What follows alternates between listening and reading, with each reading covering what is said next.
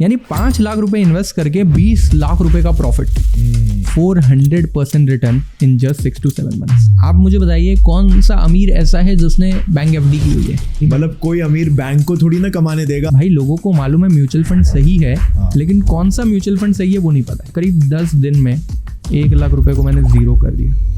When I turned 18, I again started। 1 साल में मैंने 25,000 से फिर से 1 लाख बनाया। आज हमारे पास 12,000 से ज़्यादा क्लाइंट है जिनको हम लोग गाइड कर रहे हैं। और ये तभी हुआ जब मैंने हार नहीं मानी। हमने 1 लाख रुपए से पूरा बिजनेस स्टार्ट किया एंड 1 साल में we made it to 4 crore. अब अगले साल अगर हम लोग यही मिलेंगे 20 करोड़ का वैल्यूएशन, और उसके अगले साल 100 करोड़। और ये वैल्यूएशन बिजनेस के पॉइंट ऑफ व्यू से लाऊंगा कि भाई मैंने उतना बिजनेस बनाया हो। आज से कुछ 1 साल पहले मैंने मेरे को फाउंडर हर्ष वीरा के साथ मिलकर एक कंपनी इनकॉर्पोरेट की थी, फिनप्रो वेल्थ प्राइवेट लिमिटेड के नाम से, जिसमें हमने हमारा विजन सेट किया था to spread financial literacy across India. और आज लगभग 1 साल बाद हम कंपनी में फंड्स रेज कर रहे हैं 4 करोड़ की वैल्यूएशन पर, और अगले 2 साल में हम 100 करोड़ की कंपनी बनाना चाहते हैं। आज के हमारे शो में हम हर्ष के साथ फाइनेंस, बिजनेस, एंटरप्रेन्योरशिप जैसे टॉपिक्स पर डिटेल डिस्कशन करेंगे और समझेंगे कि कैसे अमीर लोग अपने फाइनेंसेस को मैनेज करते हैं, कैसे दुनिया के 20% लोग 80% वेल्थ और लोगों को कंट्रोल करते हैं, और कैसे अमीर लोग सालाना का 400% तक का रिटर्न अर्न कर लेते हैं, जबकि आम इंसान एट बेस्ट 15 से 20% ही रिटर्न अर्न कर पाता है। मेरे को फाउंडर हर्ष वीरा एक qualified company secretary, certified financial planner, chartered wealth manager और एंजल 1 के ऑथराइज्ड पर्सन भी है, जिनके पास 10 साल का ट्रेडिंग, इन्वेस्टिंग और वेल्थ मैनेजमेंट का एक्सपीरियंस भी है। ये NM मिठी भाई जैसे मुंबई के टॉप कॉलेजेस में लेक्चर्स भी कंडक्ट करते हैं और कई MBA इंस्टीट्यूट्स में गेस्ट लेक्चर्स भी लेते हैं। इनके साथ आज हम बिजनेस, एंटरप्रेन्योरशिप और फाइनेंस की बातें करेंगे। और अगर आपको भी करोड़ों की कंपनी बनानी है तो उसका प्रोसेस क्या है, कौन सी स्ट्रैटेजीज फॉलो करनी चाहिए और किन किन चीजों का ध्यान रखना चाहिए, ये सब कुछ बड़े डिटेल में डिस्कस करेंगे। So let's just get right into it.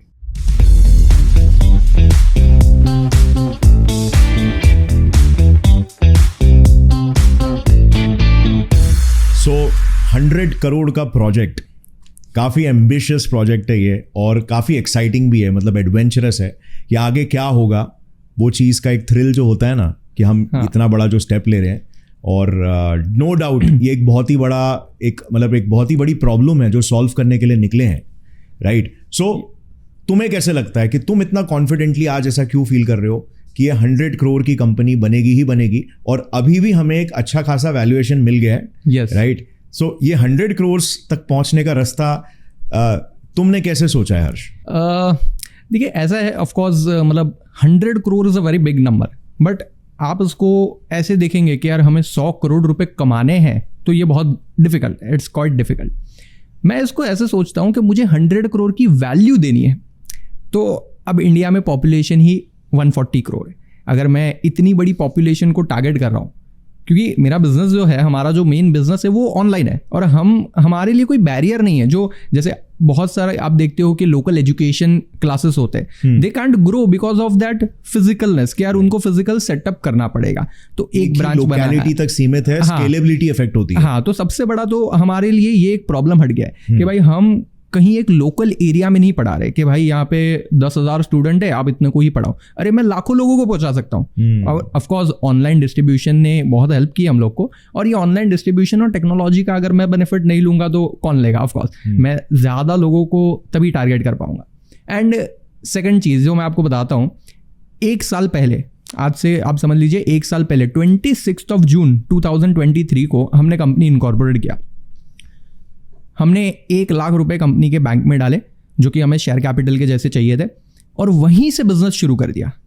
अब ज़्यादातर बिजनेस में होता क्या है ना, फाउंडर्स को अभी बोलते ना वो कुआं खोदा ही नहीं और पहले ही पानी निकालना शुरू कर देते, प्रॉफिट्स लेना। हाँ, तो ये हो नहीं पाता है। तो जैसे आपने भी सोचा था, आपने भी बताया कि भाई हमको कंपनी से कुछ नहीं चाहिए, मैंने भी वही सोचा कि पहले शुरू में मैं बिजनेस इतना बड़ा बनाऊं, मैं पहले लोगों को वैल्यू दूं, तो ऑटोमेटिकली मेरे को भी मिलेगा। वो रूल है ना कि अगर आप जो देते हो वो आपको मिलता है। तो मैंने 1 लाख रुपया डाला, हमने 1 लाख रुपए से पूरा बिजनेस स्टार्ट किया, एंड 1 साल में we made it to 4 crore. अभी हमने 4 करोड़ का वैल्यूएशन लिया, 4 करोड़ की वैल्यू पे हम लोग फंड रेज कर रहे हैं। इन्वेस्टर बहुत है, और मैं सच बता रहा हूँ, मैं पूरी ऑडियंस को बताता हूँ कि अगर आपके पास एक अच्छा बिजनेस है जिसमें आप सच में कोई प्रॉब्लम को सॉल्व कर सकते हो और वैल्यू दे सकते हो लोगों को, तो इन्वेस्टर बहुत मिल जाएंगे। मतलब बहुत लोग हैं जो पैसा लगाने के लिए रेडी है। तो जब 4 करोड़ की वैल्यूएशन भी मैं ले रहा था ना, तो बहुत ऐसे जो पुअर मेंटालिटी के लोग होते हैं, मैं पुअर इसलिए कहूँगा कि ऐसा नहीं पैसों से, बट उनकी मेंटालिटी बहुत लिमिटेड होती है। और आज हम इसके बारे में डिस्टिंक्शन बताएंगे कि एक रिच माइंडसेट कैसा होता है, मतलब रिच सोचते कैसे हैं, और पुअर माइंडसेट कैसा होता है।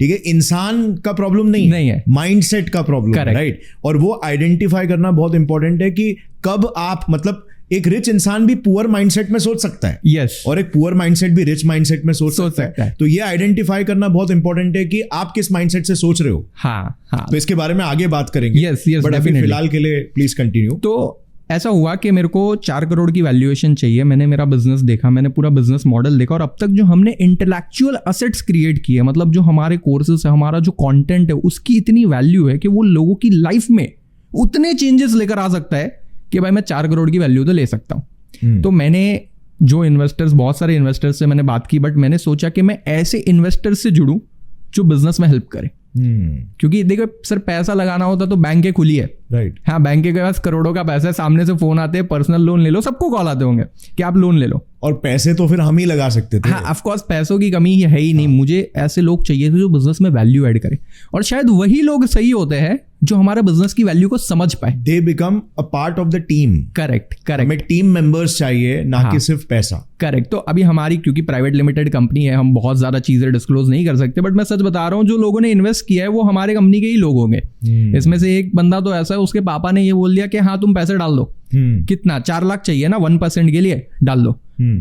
और उसको इतना भरोसा है कि पापा मैं ये 4 लाख को 40 लाख पक्का बना लूंगा, क्योंकि वो हमारे साथ काम कर रहा है, वो देख रहा है बिजनेस कैसे ग्रो हो रहा है। Yes, of course. तो उसको मालूम है कि बिजनेस उतनी तेजी से ग्रो हो रहा है। और मैं ये नहीं कहूंगा कि उसमें सिर्फ मेरा या किसी और का रोल है, ये पूरी टीम है जो हम लोग साथ में काम कर रहे हैं। प्लस सबसे बड़ा रोल है डिमांड का।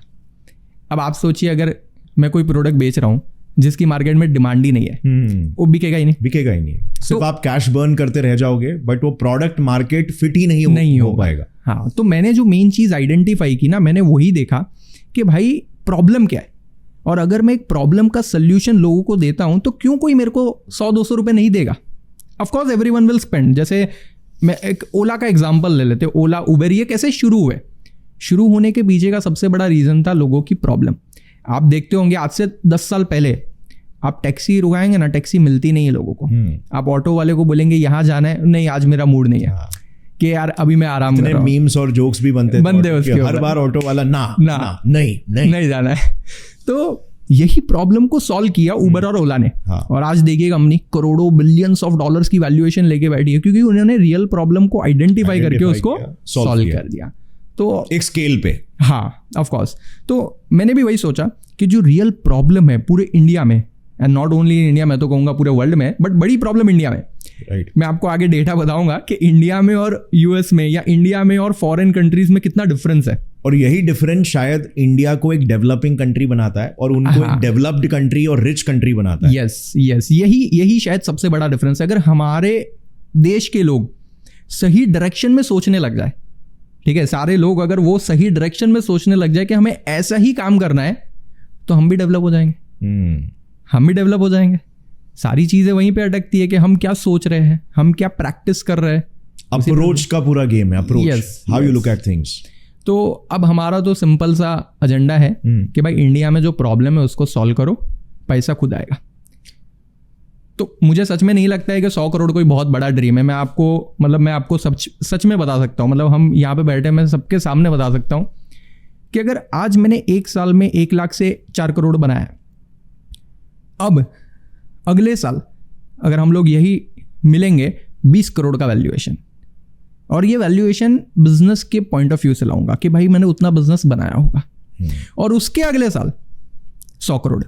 क्योंकि मैंने जब कंपनी शुरू करने के लिए सोचा था ना, तो मैंने वही सोचा था कि यार मेरे को एक बड़ा इंपैक्ट डालना है। मतलब छोटी मोटी चीज़ों करके मैं ज़्यादा लोगों को हेल्प नहीं कर पाऊंगा।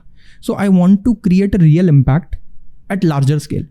तो मेरा क्लियर गोल है 3 साल में 100 करोड़ का कंपनी बनाना है, और उसके लिए हम लोग ने सारी तैयारी की। हमने पूरा 1 साल मेहनत किया। ये 1 साल तो हमने सारे कितने स्लीपलेस नाइट्स, यस, मैं बता नहीं सकता, मतलब इतना हम लोग कंटेंट पे फोकस किए, इतनी सारी चीजें, इतनी क्रिएटिविटी लाओ, हर वो चीजों को कवर करो, इतनी रिसर्च। स्टार्टिंग में रिजल्ट्स नहीं मिलता है, फिर भी you have to put efforts every day. मैं आपको बताऊं, 1 साल हो गया कंपनी शुरू करके, हमें क्या रिटर्न्स मिला है? अब तक मैंने कंपनी से 1 रुपया तक नहीं निकाला है ना आपने, मतलब हम देखते ही नहीं है, क्योंकि हमारा विजन जब लॉन्ग टर्म का है ना, तो हमें शॉर्ट टर्म सोचना ही नहीं है। जो लोग होते हैं ना, जो भाई रोज काम करना है, रोज कमाना है, रोज काम करना है, रोज कमाना है, उनका लाइफ वहीं पे रुक जाता है, क्योंकि वो लोग लॉन्ग टर्म नहीं सोच पाते। तो मैंने पहले ही सोच लिया था कि भाई जब तक कंपनी 100 करोड़ का नहीं बनेगा ना, मेरे को कुछ नहीं चाहिए। सो अब बात करते हैं कि वो बड़ी प्रॉब्लम क्या है, बिकॉज तुम जब हमारी मीटिंग हुई थी पहले कुछ दिनों में, तो जब तुमने मुझे प्रॉब्लम बताया था, तो मेरा रिएक्शन ये था कि यार ये प्रॉब्लम तो है। मतलब क्योंकि मैंने खुद ने भी काफी सारे बुक्स पढ़े हैं फाइनेंस के बारे में, ये सब के बारे में, तो मुझे मालूम है कि फाइनेंस का एक माइंडसेट होता है, एक रिच माइंडसेट बोलते हैं ना। yes. और obviously rich dad poor dad से स्टार्ट हुआ, साइकोलॉजी ऑफ मनी, बहुत सारे बुक्स हैं जो ये माइंडसेट के बारे में बताते हैं कि कैसा क्या है करके। तो तुमने क्या अपने लेवल पर बर्निंग प्रॉब्लम्स देखे, ठीक है, जिससे कि तुम्हें लगा कि यार यहाँ पे तो वैल्यू ऐड करना ही चाहिए और इससे लोगों की लाइफ बदल सकती है? मतलब मैं एक्चुअली मैं बताऊं तो ये जर्नी बहुत पुराना है। समवेयर अराउंड इन 2017 मैंने पहली बार ये देखा कि यार लोगों को ना फाइनेंस समझ में नहीं आ रहा है। मतलब मेरे को बहुत लोग मिलते थे, मेरा खुद का पूरा एक सेटअप था, मैं ब्रोकिंग एंड एडवाइजरी का पूरा बिजनेस अभी भी करता हूँ। मैं बहुत सारे क्लाइंट्स को गाइड करता हूँ कि कैसे आपको स्टॉक मार्केट में, म्यूचुअल फंड्स में इन्वेस्ट करना होता है।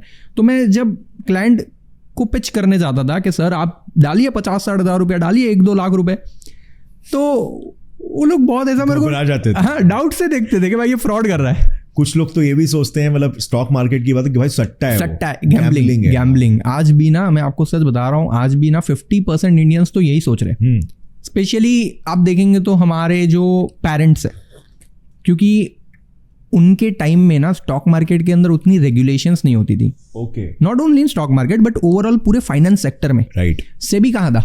एग्जैक्टली। अब 1992 का जो पूरा स्कैम हुआ, उसके पीछे का सबसे बड़ा रीजन शायद यही था कि सेबी नहीं था। हाँ, अगर सेबी होता तो शायद वो नहीं होता, शायद। बिल्कुल। और अभी मार्केट में सेबी बैठा है, तो ये पहले नहीं था, इसके लिए फ्रॉड होते थे। मैं मानता हूं कि बहुत लोग के पैसे पहले डूबे हैं, बट अभी ऐसा नहीं है। राइट, मार्केट पूरा ट्रांसपेरेंट बन चुका है, एफिशिएंट बन चुका है, और टेक्नोलॉजिकल एडवांसमेंट इतनी आ गई है कि आपका 1 रुपया इधर से उधर नहीं हो सकता। रियल टाइम में सब कुछ ट्रैक हो रहा है, और रियल टाइम में सब कुछ प्रॉपर, मतलब सिस्टम्स के थ्रू आपने पैसा डाला, सीधा पैसा गया। यस, ये सारी चीजें, तो बहुत सारी चीजें इजी हो गई। तो मैं जब क्लाइंट से मिलता था, आज से 6-7 साल पहले, 2017 की मैं बात कर रहा हूँ, जब मैंने बिजनेस शुरू किया, मैं मेरे पहचान वालों को भी पिच करता था ना कि आप 10-50 हज़ार रुपए भी डाल दो, नहीं डालते थे।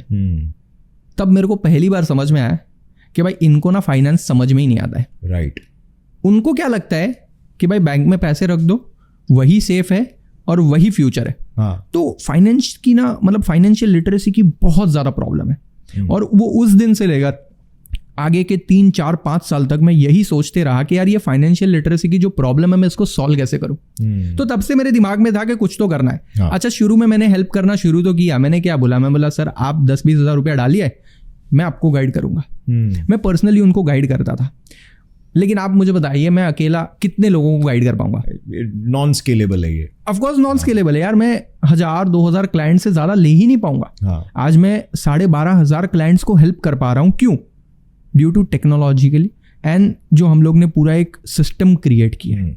तो मेरे को तब समझ में आया। पहले मैंने सोचा कि हाँ चलो सबको हेल्प करते गाइड करेंगे, ऑफकोर्स बिजनेस है तो मैं कुछ उनसे चार्ज भी करूंगा, and we started doing this. But एक लेवल के बाद करीब 2018-2019 में मेरे को ये समझ गया कि अब इससे ज़्यादा मैं नहीं कर पाऊंगा। तो मुझे कुछ और सोचना था, और मैंने समझ लिया कि यार लोगों को हेल्प मत करो, लोगों को सिखा दो। हाँ। जैसे अगर आपको हर बार मेरी हेल्प लेनी पड़ रही है तो आप मेरे पे डिपेंडेंट हो जाओगे। बेटर है मैं एक बार वो चीज़ आपको सिखा दूं तो लाइफ टाइम का आपका प्रॉब्लम सॉल्व। सो फ्रेज है ना कि like give a man a fish, he will not be hungry for one day, या teach him fishing, he will never be hungry hereafter. Correct. तो बस यही प्रॉब्लम मैंने समझी और मैंने इसका बेस्ट सोल्यूशन यही समझा। पहले मुझे लग रहा था कि मैं सबको गाइड कर लूंगा, मतलब सबको इन्वेस्टिंग में हेल्प कर लूंगा, क्या सही क्या गलत, बट कितना करूंगा मैं, उससे ग्रो नहीं कर पाऊंगा। 500,000 लोग, उससे ज़्यादा मैं कर नहीं पाऊंगा। तो 2019 में मेरे दिमाग में ऐसा आया कि मैं कुछ ऐसा करता हूँ जहाँ मैं लोगों को ही फाइनेंशियली लिटरेट बना दूँ। मतलब अगर आप समझिए, आपको पता है पैसे कहाँ इन्वेस्ट करने हैं, आपको पता है कैसे उससे बेटर रिटर्न कमाने, you know how to make 50% per annum, तो प्रॉब्लम ही सॉल्व हो गई ना। अब आपको ज्यादा कमाने की भी जरूरत नहीं है, क्योंकि आप अपनी पैसा कमा के जाएगा, कमा के देगा। मैं आपको सच बता रहा हूँ, ऐसे बहुत लोग हैं जिनकी आज एक्टिव इनकम कम है, पैसिव इनकम उससे ज्यादा है। एक्टिव इनकम वो लोग इसलिए अर्न कर रहे हैं कि चलो कुछ तो कुछ करते रहते दिन में, वो अपने पैशन का काम करो। हाँ। कुछ प्रोडक्टिव क्या कर सकते हैं, यू नो, यस, वो चीज के हिसाब से। तो मैंने 2019 के आसपास ये समझ लिया था कि अब मेरे को कुछ तो ऐसा करना पड़ेगा जिससे मैं लोगों को सिखाऊं। तो मैंने पर्सनली पहले शुरू किया, मैं जूम पे लोगों से कनेक्ट करता था, 5, 10, 15, 20 लोगों को मैं सिखाता था। मैं उनको पूरी फाइनेंशियल मैनेजमेंट स्किल सिखाता था, उनका पर्सनल फाइनेंशियल मैनेजमेंट, टैक्स कैसे बचाना है, कैसे हाई रिटर्न्स अर्न करने हैं, mutual fund, stock market, derivatives, हर एक चीज़ में सिखाता था। बट अगेन प्रॉब्लम हो गई। प्रॉब्लम ये हुई कि मैं 10-15 लोगों तक ही पहुँच पा रहा हूँ। मैंने सोचा इसको अगर सच में प्रॉब्लम को सॉल्व करना है, मतलब बड़े लेवल पे सॉल्व करना है, तो कुछ तो सोचना पड़ेगा। और फिर मैंने डेटा, फैक्ट्स, बहुत सारी रिसर्च की। करीब 1-1.5 साल की पूरी डिटेल रिसर्च के बाद मेरे को समझा कि जो मैं प्रॉब्लम समझ रहा हूँ, एक्चुअली में प्रॉब्लम उससे बहुत बड़ी है। मैं आपको एक नंबर से एग्जांपल दे देता हूँ।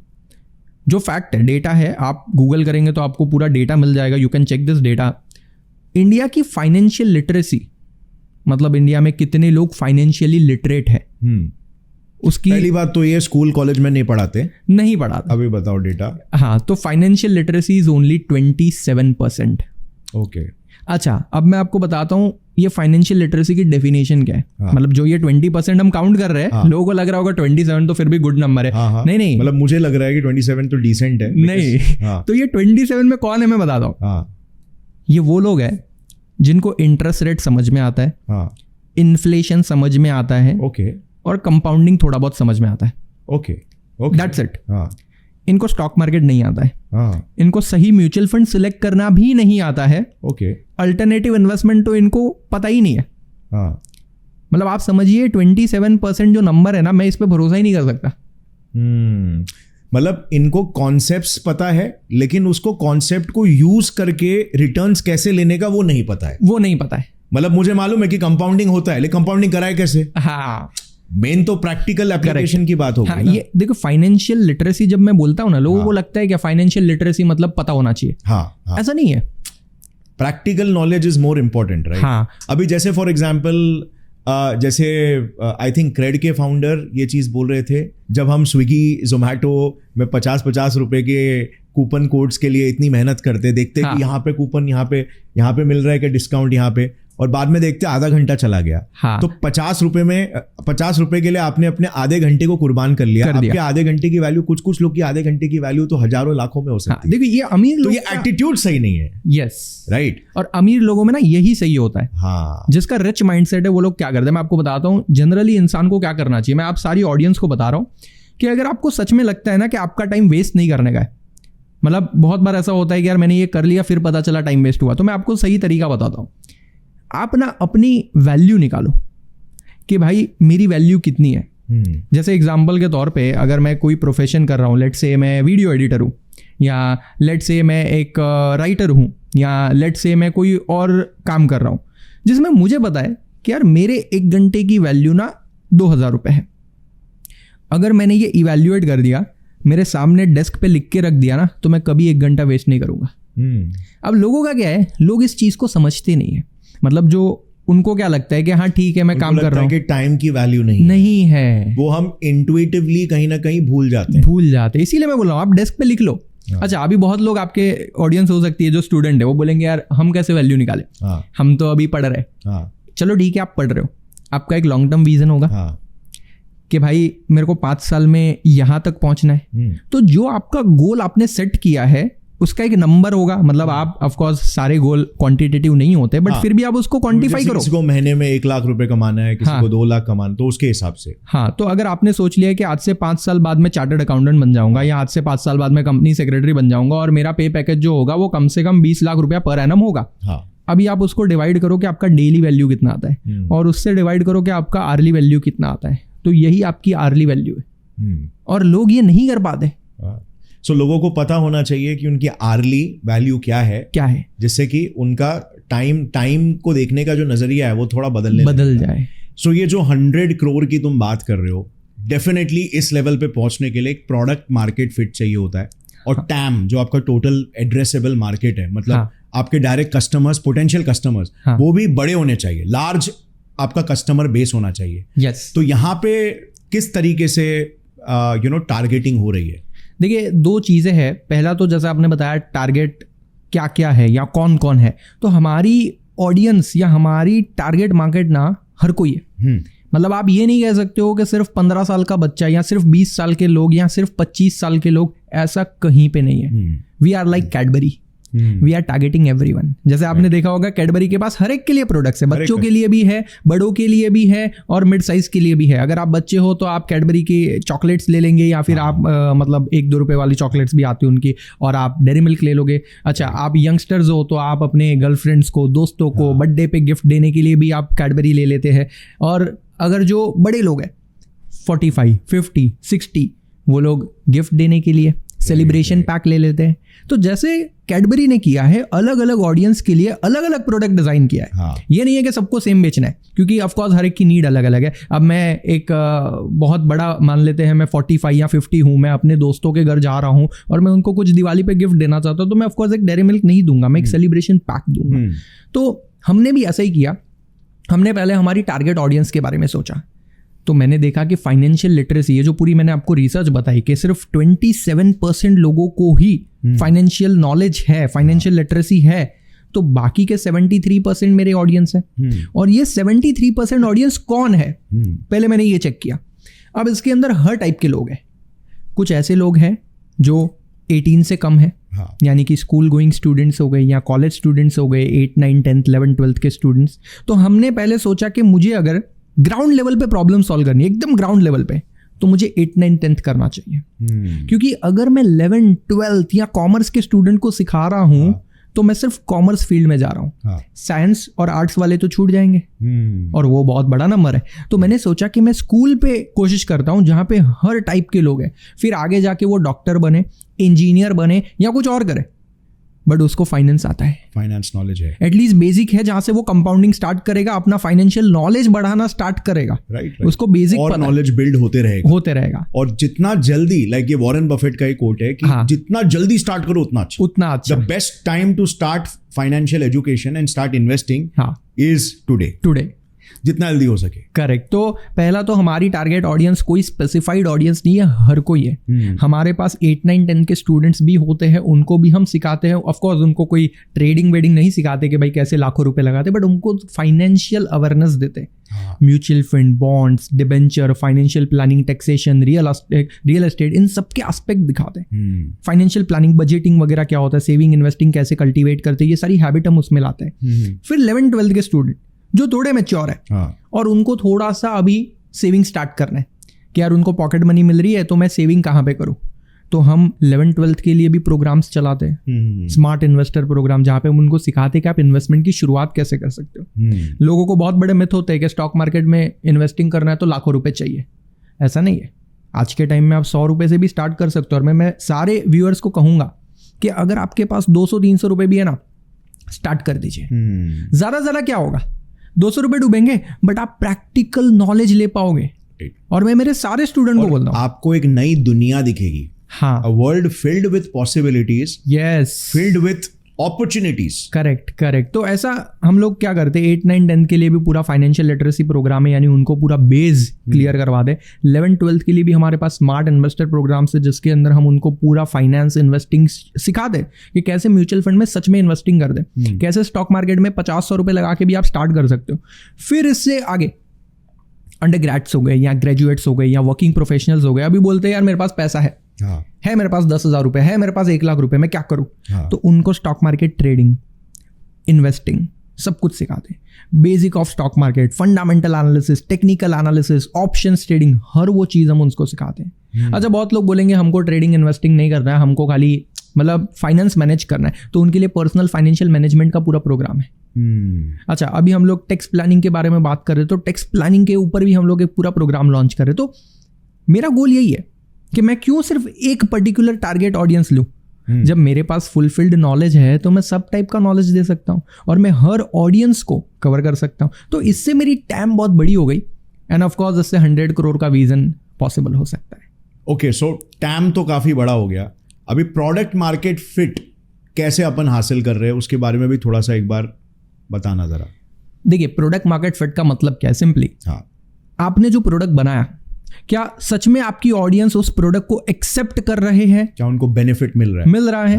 तो जैसा आपने बोला, हर बिजनेस में ये जरूरी होता है। बिजनेस के फंडामेंटल्स है, मैंने एंटरप्रेन्योरशिप सीखी, इवन मैं सिखाता हूँ, मैं बहुत सारे एंटरप्रेन्योरशिप के लेक्चर्स लेता हूँ, तो उसके अंदर मैं ये सिखाता हूँ कि आपका जो प्रोडक्ट है या सर्विस जो भी आप दे रहे हो, उससे कस्टमर की जो नीड है वो सेटिस्फाई होनी चाहिए, और अगर नीड सेटिस्फाई हो रही है तो वो प्रोडक्ट चलेगा। तो मैंने भी वही देखा, एक तो मुझे पता था फाइनेंशियल लिटरेसी की बहुत ज़्यादा ज़रूरत है, तो मैंने फाइनेंशियल लिटरेसी को सेलेक्ट किया एज माई बिजनेस कि भाई मैं इसी के अंदर एक वैल्यू ऐड करना चाहता हूँ।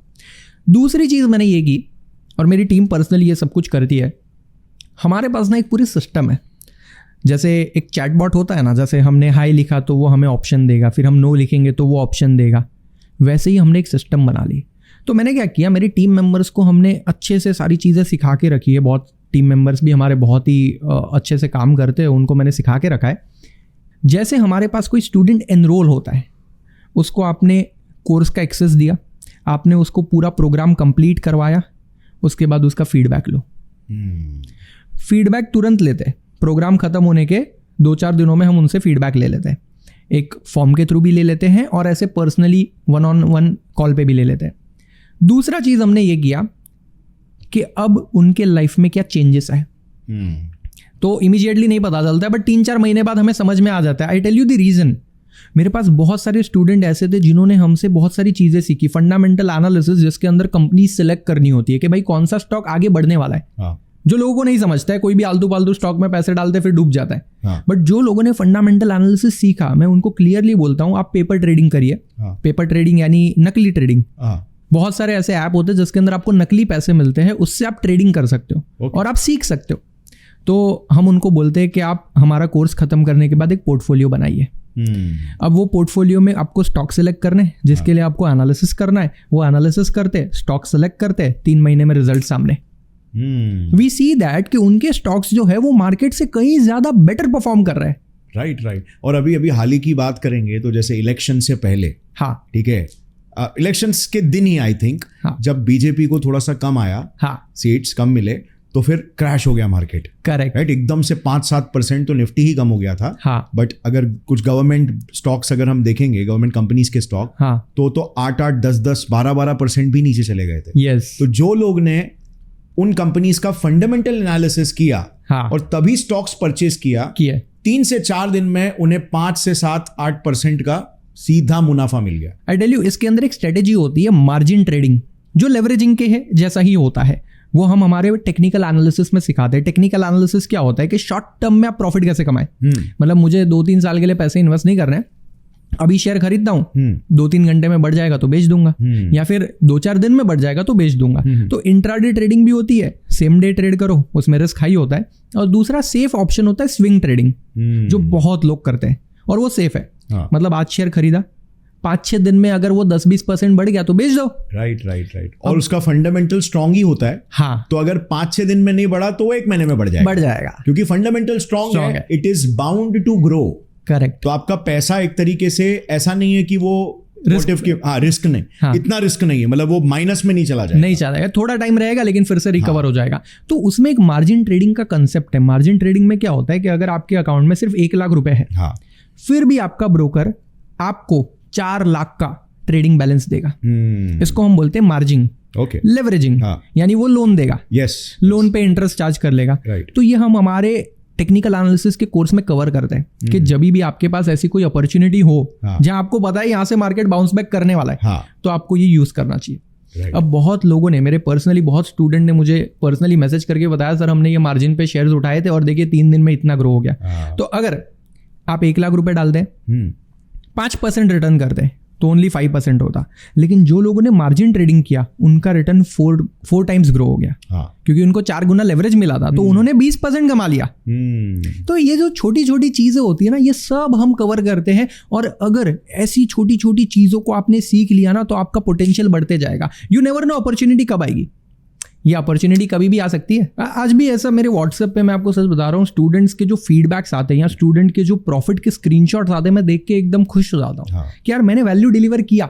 और वो लोग भी खुश हो जाते हैं कि यार मैंने 5,000 रुपया डाला एक कोर्स लेने के लिए, एक प्रोग्राम एनरोल करने के लिए, मुझे वो स्किल्स मिली जिससे मैं लाइफ टाइम पैसे कमाऊंगा। राइट। और वही उसकी वैल्यू है। और इसके ऊपर ना मैं आपको एक चीज बता रहा हूँ, मेरे पास हर क्लाइंट आता है ना, तो मुझे मतलब मैं खुद एंजल वन का ऑथोराइज पर्सन हूँ। Angel one is one of the leading broking company in India, तो मैं उसका ऑथोराइज पर्सन हूँ। ऑथोराइज पर्सन सेबी के पॉइंट ऑफ व्यू से ये होता है कि आप एंजल के क्लाइंट्स को हेल्प कर सकते हो। मतलब अगर किसी को trading and demat account open करना है तो वो मेरे थ्रू कर सकता है और मैं उसको गाइड कर सकता हूँ। तो मैंने क्या सोचा, बहुत क्लाइंट ऐसे ही आते हैं, सर मेरे को 50,000 रुपये डालने, मेरे को 2 लाख रुपए डालने, मेरे को 10,000 रुपये डालने, आप मुझे एडवाइस दो और आप प्रॉफिट ले लेना। सब लोग बोलते हैं एक परसेंटेज ले, हाँ 20% आपका, 30% आपका। बट मैंने क्लियरली बोलता हूँ, मुझे कोई प्रॉफिट नहीं चाहिए, आप कमाओ, मैं खुश हूँ ऐसे ही। क्योंकि देखिए मेरे पास वो नॉलेज है जिससे मैं खुद मेरे पैसों को कंपाउंड कर पाता हूँ। अगर आप देखेंगे तो लास्ट ईयर भी मैंने अप्रॉक्सीमेटली मेरे पापा के अकाउंट में 10-12 लाख रुपए थे, उससे मैंने 10 लाख रुपए का प्रॉफिट किया। और मतलब 1 साल के अंदर हम पैसे डबल कर सकते हैं। ऑफ कोर्स मार्केट ने भी सपोर्ट किया, मार्केट भी बहुत अच्छा रिटर्न दिया, मार्केट अभी अच्छा चल रहा है। ऑफ कोर्स ऐसा नहीं है कि पूरी सारी मेरी ही गेम है। मैं हमेशा मेरे क्लाइंट को क्लियरली बोलता हूँ कि आपने मेरे पास अकाउंट ओपन किया, थैंक यू सो मच, मैं आपको फ्री में गाइड करूंगा। मैं गाइडेंस का कोई पैसा नहीं लेता हूँ, मैं ना उनसे कोई ऐसे एडवाइजरी फीस चार्ज कर रहा हूँ, ना मैं उनसे कोई प्रॉफिट में शेयर लेता हूँ। हमारी व्हाट्सएप कम्युनिटी ओपन रहती है, हम उसके अंदर प्री मार्केट रिपोर्ट डालते हैं जिसके अंदर मेरी टीम पूरी रिसर्च करती है कि भाई कल शाम को मार्केट में क्या क्या हुआ या कल पूरे दिन मार्केट में क्या क्या हुआ। कोई बड़ी कंपनी को कोई बड़ा ऑर्डर मिला है क्या, कोई कंपनी के अंदर कुछ नेगेटिव थ्रेट्स हुए क्या क्या है, न्यूज वगैरह जो कि मार्केट में ऊपर नीचे क्रिएट। यस, तो मेरी टीम मेंबर वो पूरी न्यूज आइडेंटिफाई करती है और एक पूरी 10 पेज की रिपोर्ट बनाती है। और हर रोज सुबह 8-8:15 बजे वो रिपोर्ट पोस्ट हो जाती है। तो वो रिपोर्ट से ना बहुत सारे लोगों को हेल्प मिलती है। लोग उस पर भी मुझे कमेंट करते हैं कि सर ये रिपोर्ट की वजह से आज मैंने पैसे कमाए, आज मेरे को एक अपॉर्चुनिटी मिली, आज मेरे को ये पता चला। तो ये मेरे को बहुत अच्छा लगता है कि यार मैं लोगों को हेल्प करूँ। तो हमारे सारे क्लाइंट्स के लिए वो सारी चीजें फ्री होती है। We don't charge anything for that. मैं उसके लिए क्या चार्ज करूँ? अगर कोई बंदा 10,000 रुपये लेके आ रहा है, मार्केट से 2-3 हज़ार रुपये कमा रहा है, तो ठीक है यार, मैं उससे 500,000 रुपये क्यों लूंगा? मैं चाहता हूं कि ज्यादा से ज्यादा लोग ये कमाए। अब वो बंदा कमाएगा, वो अपने 4 दोस्तों को बोलेगा कि यार हर सर ना हेल्प कर सकते हैं, तुम इन्हीं के पास आओ। तो मेरे लिए तो अच्छा ही है ना, मेरा बिजनेस ग्रो होने में हेल्प होगा। तो ये कुछ ऐसी बिजनेस स्ट्रेटेजीज है। आपने देखा होगा ज्यादातर बिजनेस यही बोलते हैं कि आप कस्टमर को हेल्प करो, कस्टमर आपको हेल्प करेगा। बिल्कुल बिल्कुल। और इस बिजनेस में आई थिंक वो सबसे ज्यादा ट्रू है, बिकॉज यहाँ पे मोस्टली आपके जो सबसे लॉयल कस्टमर्स होते हैं वो वही होते हैं जिनको खुद एक अच्छा एक्सपीरियंस मिला है। Yes right. इसमें रेफरल्स जो वर्ड ऑफ माउथ है वो बहुत ज्यादा होता है। और आज मेरे को नए कस्टमर या नए क्लाइंट्स ढूंढने जाना ही नहीं पड़ता है। और ये बिजनेस भी ऐसा है कि अगर आपको लिमिटेड नंबर ऑफ कस्टमर्स मिल गए और वही रेफरल्स भी दे रहे हैं ना, तो एक टाइम के लिए आप अपनी मार्केटिंग को एकदम स्लो करवा दो और उन्हीं से ही आपको एक अच्छा खासा रिटर्न मिलते रहेगा। करेक्ट। अगर आप जब तक आप उनको हेल्प करते रह रहे हो आपके फाइनेंशियल जर्नी में। अग्री। आप बिलीव नहीं करोगे, पिछले आपने देखा होगा लोग करोड़ों की कंपनी बना रहे, लेकिन उसके पीछे करोड़ों स्पेंड कर रहे हैं for marketing, cash burn, marketing and branding. आज हम 1 साल में 4 करोड़ का वैल्यूएशन लेकर आए, मैंने मार्केटिंग पे सिर्फ 1 लाख रुपए स्पेंड किए। पूरे साल में 4 करोड़ की वैल्यूएशन हम लेकर आए, लेकिन मैंने सिर्फ मार्केटिंग पे 1 लाख रुपए स्पेंड किया, उससे 1 रुपया ज्यादा स्पेंड नहीं किया। इवन काफी सारे लोग तो ये भी देखकर मैं भी शॉक हो जाएंगे कि यार मतलब कि लोग बोलेंगे कि गौरव सर भी जुड़े हुए हैं फिनप्रो के साथ, राइट। मतलब हमने मार्केटिंग इस साइड भी नहीं किया, राइट, क्योंकि हमारा गोल वही था ही नहीं। हमारा गोल ये था कि फंडामेंटली कंपनी को स्ट्रांग बनाओ। पहले अच्छे से अच्छा एजुकेशन और वो देने पर फोकस करो कि फाइनेंशियल एजुकेशन हम अच्छा कैसे दे सके, फंडामेंटल्स को स्ट्रांग करो। तो ये मार्केटिंग तो यार वर्ड ऑफ माउथ अपने आप हो जाता है, हो जाएगा। और ये पूरा साल हमने वही किया है, हमने कंटेंट पे, रिसर्च पे, टीम पे इन्वेस्ट किया है। एंड आई पर्सनली से मेरी टीम पे मैं बहुत ज्यादा मतलब इन्वेस्ट करने रेडी होता हूँ। मैं जब भी हायर करता हूँ, मेरा अप्रोच लोगों से अलग है। लोग पहले CV मंगाते हैं और देखते हैं कि इसने क्या क्या डिग्री ली है, क्या क्या एजुकेशन है। मैं CV मंगवाता हूँ, बट CV में मैं उसकी प्रोफेशनल क्वालिफिकेशन पे या डिग्री पे फोकस ही नहीं करता हूँ। राइट। मैं उसकी अदर अचीवमेंट्स देखता हूँ। और आज भी मेरे पास बहुत सारे ऐसे लोग टीम में जुड़े होते जो हमारे साथ काम कर रहे होते, दे आर अंडर ग्रेजुएट्स। अब लोग पूछेंगे अरे अंडर ग्रेजुएट बंदा है तो हमको कैसे एडवाइस देगा। देखिए मैं आपको सच बता रहा हूँ, आपके एजुकेशन सिस्टम का ये फाइनेंस से कोई रिश्ता नहीं है। बिल्कुल। आज ग्रेजुएट होने के बाद भी लोगों को स्टॉक मार्केट नहीं पता है, फाइनेंस की बेसिक चीजें उनको नहीं आती है, तो फाइनेंस अलग है। मैं कितने सारे एंटरप्रेन्योर्स, करोड़पति, हाँ ठीक है, वो लोग अनएजुकेटेड है टिपिकल एकेडमिक क्वालिफिकेशन के हिसाब से, हाँ, राइट, ड्रॉप आउट्स right? और वो लोग ज्यादा फेमस है। और कुछ लोग अनएजुकेटेड भी है, हाँ, मतलब ग्रेजुएट भी नहीं होंगे इतने सारे लोग, यस और वो लोग बहुत ज्यादा अच्छा कर रहे हैं फाइनेंशियली। सो मतलब एकेडमिक क्वालिफिकेशन एक क्राइटेरिया है, हाँ, ठीक है, बट आपका जो फाइनेंशियल नॉलेज है बेसिकली क्या है कि देखिए, अगर आपके पास फाइनेंशियल नॉलेज है और आपके पास एंटरप्रेन्योरशिप की स्किल है, मतलब आपको एंटरप्रेन्योरशिप आता है और आपके पास कुछ अच्छे स्किल्स है जिससे आप एक्सेप्शनल वैल्यू डिलीवर कर रहे हो, हाँ, तो आप बेसिकली अपनी कंपनी बनाओगे और आप ग्रेजुएटेड नहीं हो लेकिन आप ग्रेजुएट्स को जॉब दे सकते हो, हाँ, राइट। तो बेसिकली आपने वैल्यू क्रिएट किया और अब बहुत सारे ग्रेजुएट्स आपके कंपनी में काम कर रहे हैं जो उनका स्पेशलाइजेशन एरिया है वो उस पे कंट्रीब्यूट कर रहे हैं। आप अपना काम अच्छे से करो, वो उनका काम अच्छे से करेंगे और एक कंपनी ऐसे चलती है। अगर मैं देखता हूं कि मैं एक बंदे को रिसर्च के लिए हायर कर रहा हूं, मैं उसकी रिसर्च की स्किल देखूंगा, ना कि ग्रेजुएशन, पोस्ट ग्रेजुएशन या कोई प्रोफेशनल क्वालिफिकेशन। मुझे उससे क्या फर्क पड़ेगा? बिल्कुल, क्योंकि मेरे पर्सनल केस में ऐसा ही है, जैसे मैंने खुद ने CS किया है, company secretaryship, and I was all India ranker in that. और मैंने CFP किया, सर्टिफाइड फाइनेंशियल प्लानर, मैंने CWM किया, चार्टर्ड वेल्थ मैनेजर, बाकी मैंने NCFM, NISM के बहुत सारे सर्टिफिकेशन लिए, मैंने CFA इन्वेस्टमेंट फाउंडेशन किया, मैंने बहुत सारे क्वालिफिकेशंस लिए। बट मैं आपको सच बता रहा हूँ, ये क्वालिफिकेशन ना आपको सिर्फ एक अच्छी जॉब दिलवा सकते हैं, बिजनेस में हेल्प नहीं करेंगे। Exactly, because बिजनेस में आपको रियल टाइम प्रैक्टिकल नॉलेज लगता है। हाँ। अब हो सकता है कि स्टडीज के टाइम पे मतलब आपके पास फाइनेंशियल प्रॉब्लम थे, हाँ, तो उससे आपका परफॉर्मेंस इफेक्ट हो गया, हो सकता है, तो वो रेज्यूमे आपका दिखाएगा कि यार आप तो नॉन परफॉर्मर हो, हाँ, तो वो रेज्यूमे कौन होता है आपको जज करने वाला? यस। हो सकता है उस वक्त आप किसी डिफिकल्ट टाइम से जा रहे थे, हो सकता है उस वक्त आपकी संगति अच्छी नहीं थी, हाँ, और आप बुरे लोग के साथ भटक गए थे, हाँ, अभी आप लाइफ में लाइन पे आ गए हो, हाँ, तो वो रेज्यूमे तो यही चीज लिखा है कि आपको कम परसेंटेज मिले थे, करेक्ट, आपको घटिया कॉलेज मिला था, हाँ, तो एक शीट कैसे डिसाइड कर सकता है आपकी कैपेबिलिटी? नहीं कर सकती। और मुझे पर्सनली लगता है कि ज्यादातर लोगों को ना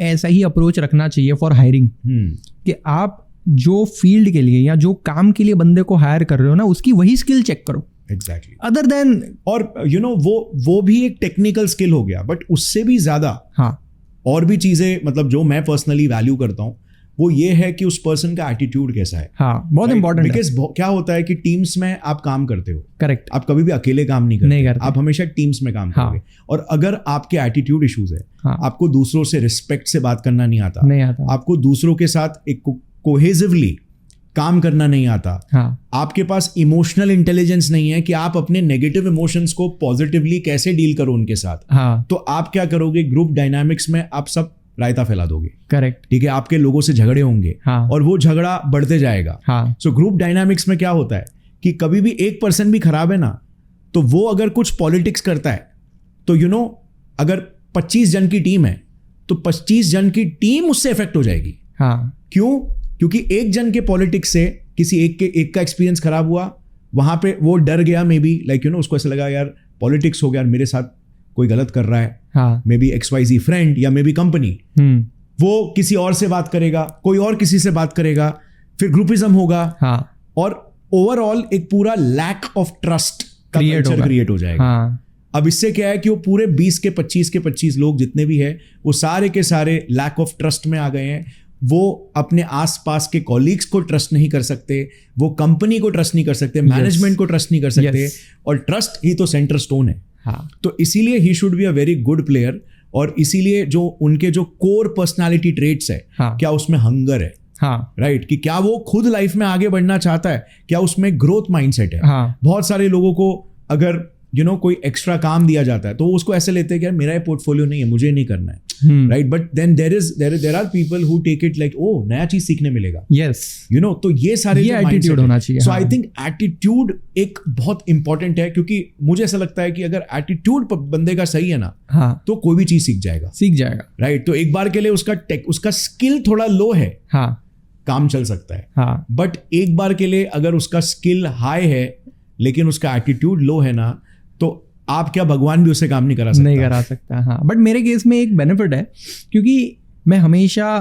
प्रेफर करता हूँ कि मैं मेरे स्टूडेंट्स को या जो लोग मेरे साथ ऑलरेडी जुड़े हुए हैं ना, उन्हीं को अपॉइंट करूँ। राइट। सो तुम्हारे पास वो ऑलरेडी उसका एक क्या बोलते हैं, एक रिपोर्ट कार्ड पहले से ही मालूम होता है। क्योंकि मैंने उसको 1 साल पढ़ाया है, मैंने उसको 2 साल पढ़ाया है, मैंने उसकी क्लास बिहेवियर, मैंने उसका एटीट्यूड, हर चीज देखी है। Exactly. End of course so ये रेफरल हायरिंग और अपने नेटवर्क हायरिंग में ये एडवांटेज है। क्योंकि यूजुअली जैसे हमारी कंपनी, अगर मैं बात करूं गेट्स एट फ्लाई मीडिया की, तो उसमें कैसा होता है कि हम प्रोबेशन पीरियड रखते हैं। ओके। तो प्रोबेशन पीरियड में पता चलता है ट्रू कलर्स। राइट। तो जो 3 महीने का प्रोबेशन पीरियड होता है उसमें हमने क्लियरली लिखा है कि culture issues would not be tolerated.